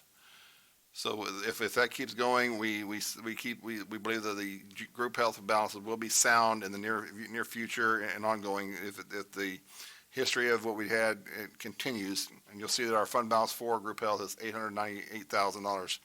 And I expect that if it continues the same way next year, that'll be close to 2 or 3 million, which is very strong, very, very, very good. And you'll see that on page 13 where we show our current year revenue and our current year expenses, from last year to this year. This year we're at 11.8 million. Last year we were at 13.9. That's $2 million less in expenses. And we have several reasons for that. The biggest reason is going into our Aetna network, which is terrific savings across the county, and we've seen good savings for that. Now, the next portion we go to is on page 16, where we show our county. I'm just going to the general fund for this particular case. Our normal history is about 101% collection of revenue. If you look at the page 16, we're at 102.4% of collections, which is very strong in our collections of revenue on the balances that we have. Later on in the pages, it's towards the back that we have it, but our appropriations with our expenses, normally we expend about 93 to 94%. This year we're at 90%, which is very strong with y'all directions and working with the other departments. That's very strong control of expenses and very good on the balance of what we have. So roughly we have about 10% of our budget left, which is very promising. That's kind of the report I have for our monthly financial report. I know it was very quick. There is a long report. I'll be glad to answer any questions. Otherwise, I submit this for your acceptance. Commissioners, this is a really good report. If we end up anywhere around 21, 22%, we have come a long way, and I want to thank you for your help. And every elected and appointed official in this county, when you got your expenses under around 90%, there's a lot of good work being done. And I know we've had some comments about the status of the financial status of this county, but we seem to be in pretty good shape. We're headed that way, yes, sir. Yes, sir. Thank you. Do you need a motion to approve? Do I have a second? All in favor? Aye. Post same sign. Thank you. The last item for submission is our quarterly investment report for the same period of time, September 30th, 2018. We went through our investment committee, which accepted the report and for submission to our balances. Page 1, there is a large number that shows in brackets of decrease. I just want to bring this out. It may look alarming, but it's really not when you think about how this is the final quarter, and most of our revenue collections happen towards the very beginning of the years because of most of our collections are in taxes. It shows a decrease of our total cash balances and investments of $19,606,000. Now, it might seem alarming, but theoretically it's not, because we average about $8 to $10 million a month in expenses, and our revenue is offset a little bit. So we expected that to go down. So that was not really it is a large number, but it was expected. Page 3, we show our total balances based on the operating funds, capital project funds, debt service funds, and other funds. As the letter reflects, we have $85,425 million worth of total investments, 57% of that being in MBIA, 21% of that being in cash. We've got about 20% worth of other investments for the balances. Page 4 just shows you a balance of how we operating funds compared to this year to the last year. It is a little down, but not alarming in balance we have, because some of the times this does not include our cash in bank. This just includes the MBI and other investments. So it shows a decrease, but that's because I'll talk to that a little bit later on our investment balances. Now, the important thing that I'd like to bring your balances to is on page 7, showing our interest for the period. You look at the very bottom of page 7, you'll see last year we had $220,000 worth of interest for the quarter. This year we have $487,000 worth of interest for the quarter. Almost that's double the amount of interest we've seen. Now you see it's a $267,000 difference. For the year, last year we received $828,000. This year we received $1.5 million. So you see we're doing very well in our investment portfolio and showing the balances we have to go. The rest of them shows you ladders in our positions. One thing I would like to show you is on our municipal bonds, and that is going to be on page 12 and 13. We did have one called maturity for municipal bonds of Florida, a state hurricane catastrophe front. It was mature, so we did see a reduction, but we did do an investment in another one that's equal to our balances for New York Building American bonds, and their yield is 5%. But it is a long-term investment, so we looked at those proceedings going very well. 14 and 15 just shows you a portfolio holding by fund of how we have it split out between cash and bank and other our operating funds, debt service funds. And right now, our capital, because of our debt issuance, is the largest, of course. Just so you know, we have 4 broker dealers, and we try to split the share of how we deal with them equally. As you see, we are doing that very well with First Tennessee Bank being a little bit more than the rest, but not significant. Now, the thing that I would like to bring your attention to is on page 17, where we talk about our projected annual county yield. Right now, we're estimating 2.2%. The one-year Treasury is 2.4. So you see, we're keeping on line with the one-year Treasury because we are heavier in our MBIA. That'll never really catch that until we get longer values. Same thing is on page 18, showing the balances for our 2-year moving average of 1.1 compared to 1.7 for a 2-year Treasury, and we're still kind of keeping up with the 2-year Treasury. Now, why I wanted to explain this is on page 19 and why we're seeing this. If you look at the third column, you'll see Texas Class, which is our MBIA, which is investments we have. We can get the money anytime we need. Right now, for the year, this fiscal year, September 30th, it was 2.26. I was just told by my staff the current rate of return right now is 2.6%. My gosh. Our depository agreement with Frost Bank is right now 1.68%, and then I was just told from my staff it's about 1.7% on that. So right now, we do have a lot of money in MBIA, and these are kind of the reasons why. Because when we go out for investments for 1 year, 2 year, 3 years, 5 years CDs, they're only paying 2.7, 2.8%. Why go out for 5 years at 2.8 when we're already receiving 2.6 in day-to-day operations? So that's where we're at in our monthly, our quarterly investment reports. We expect to continue as long as the interest rates keep growing, we expect that to continue to go. And if this continues next year, we'll probably see more than 1.5 million in interest returning. That's the quarterly investment report for September 30th, 2018. Questions? Anything? Need a motion, please. Is there a second? Second. Thank you. See no public comment. All in favor signify by saying aye. Aye, pose same sign. Dale, I want to thank you for you and your staff doing a great job this fiscal year, keeping the court informed. You give us a lot of information. It's very helpful, and you do a great job. And the investment committee, I want to thank them. We met this last week. They've done a great job. They represent the court very well and very, very, very conservative. That's it, isn't it? Yes, thank you, Your Honor. It's been an honor working with you. Thank you all. Thank you very much. Anyone wanted to adjourn in memory of anybody? Yes, I do. Do you have some, Joe? Yeah, sure. Please. It's been an honor and privilege to be security and your bailiff for the last 6, 7 years. Thank you. As of Saturday, I'm retiring. Are you? I think it's about. You're beating me to it. Well, I thought I could get the boat before you got it. Okay. You get a cheaper seat, you know.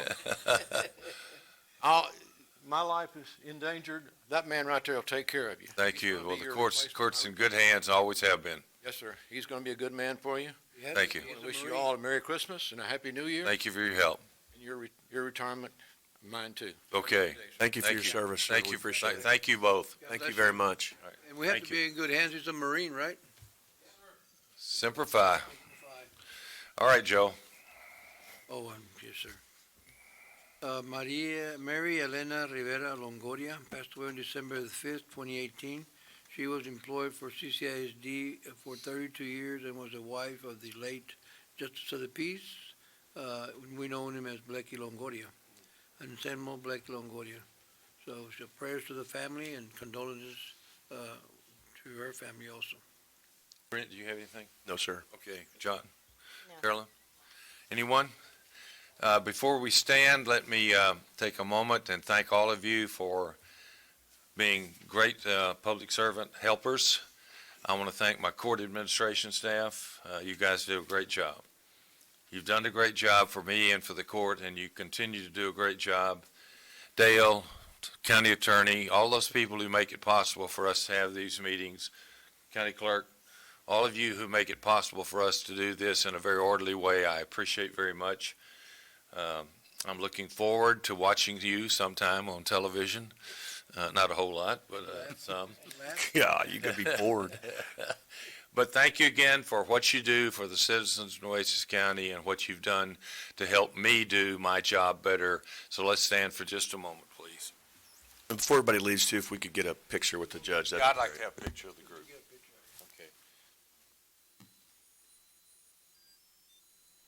Okay. Mic off.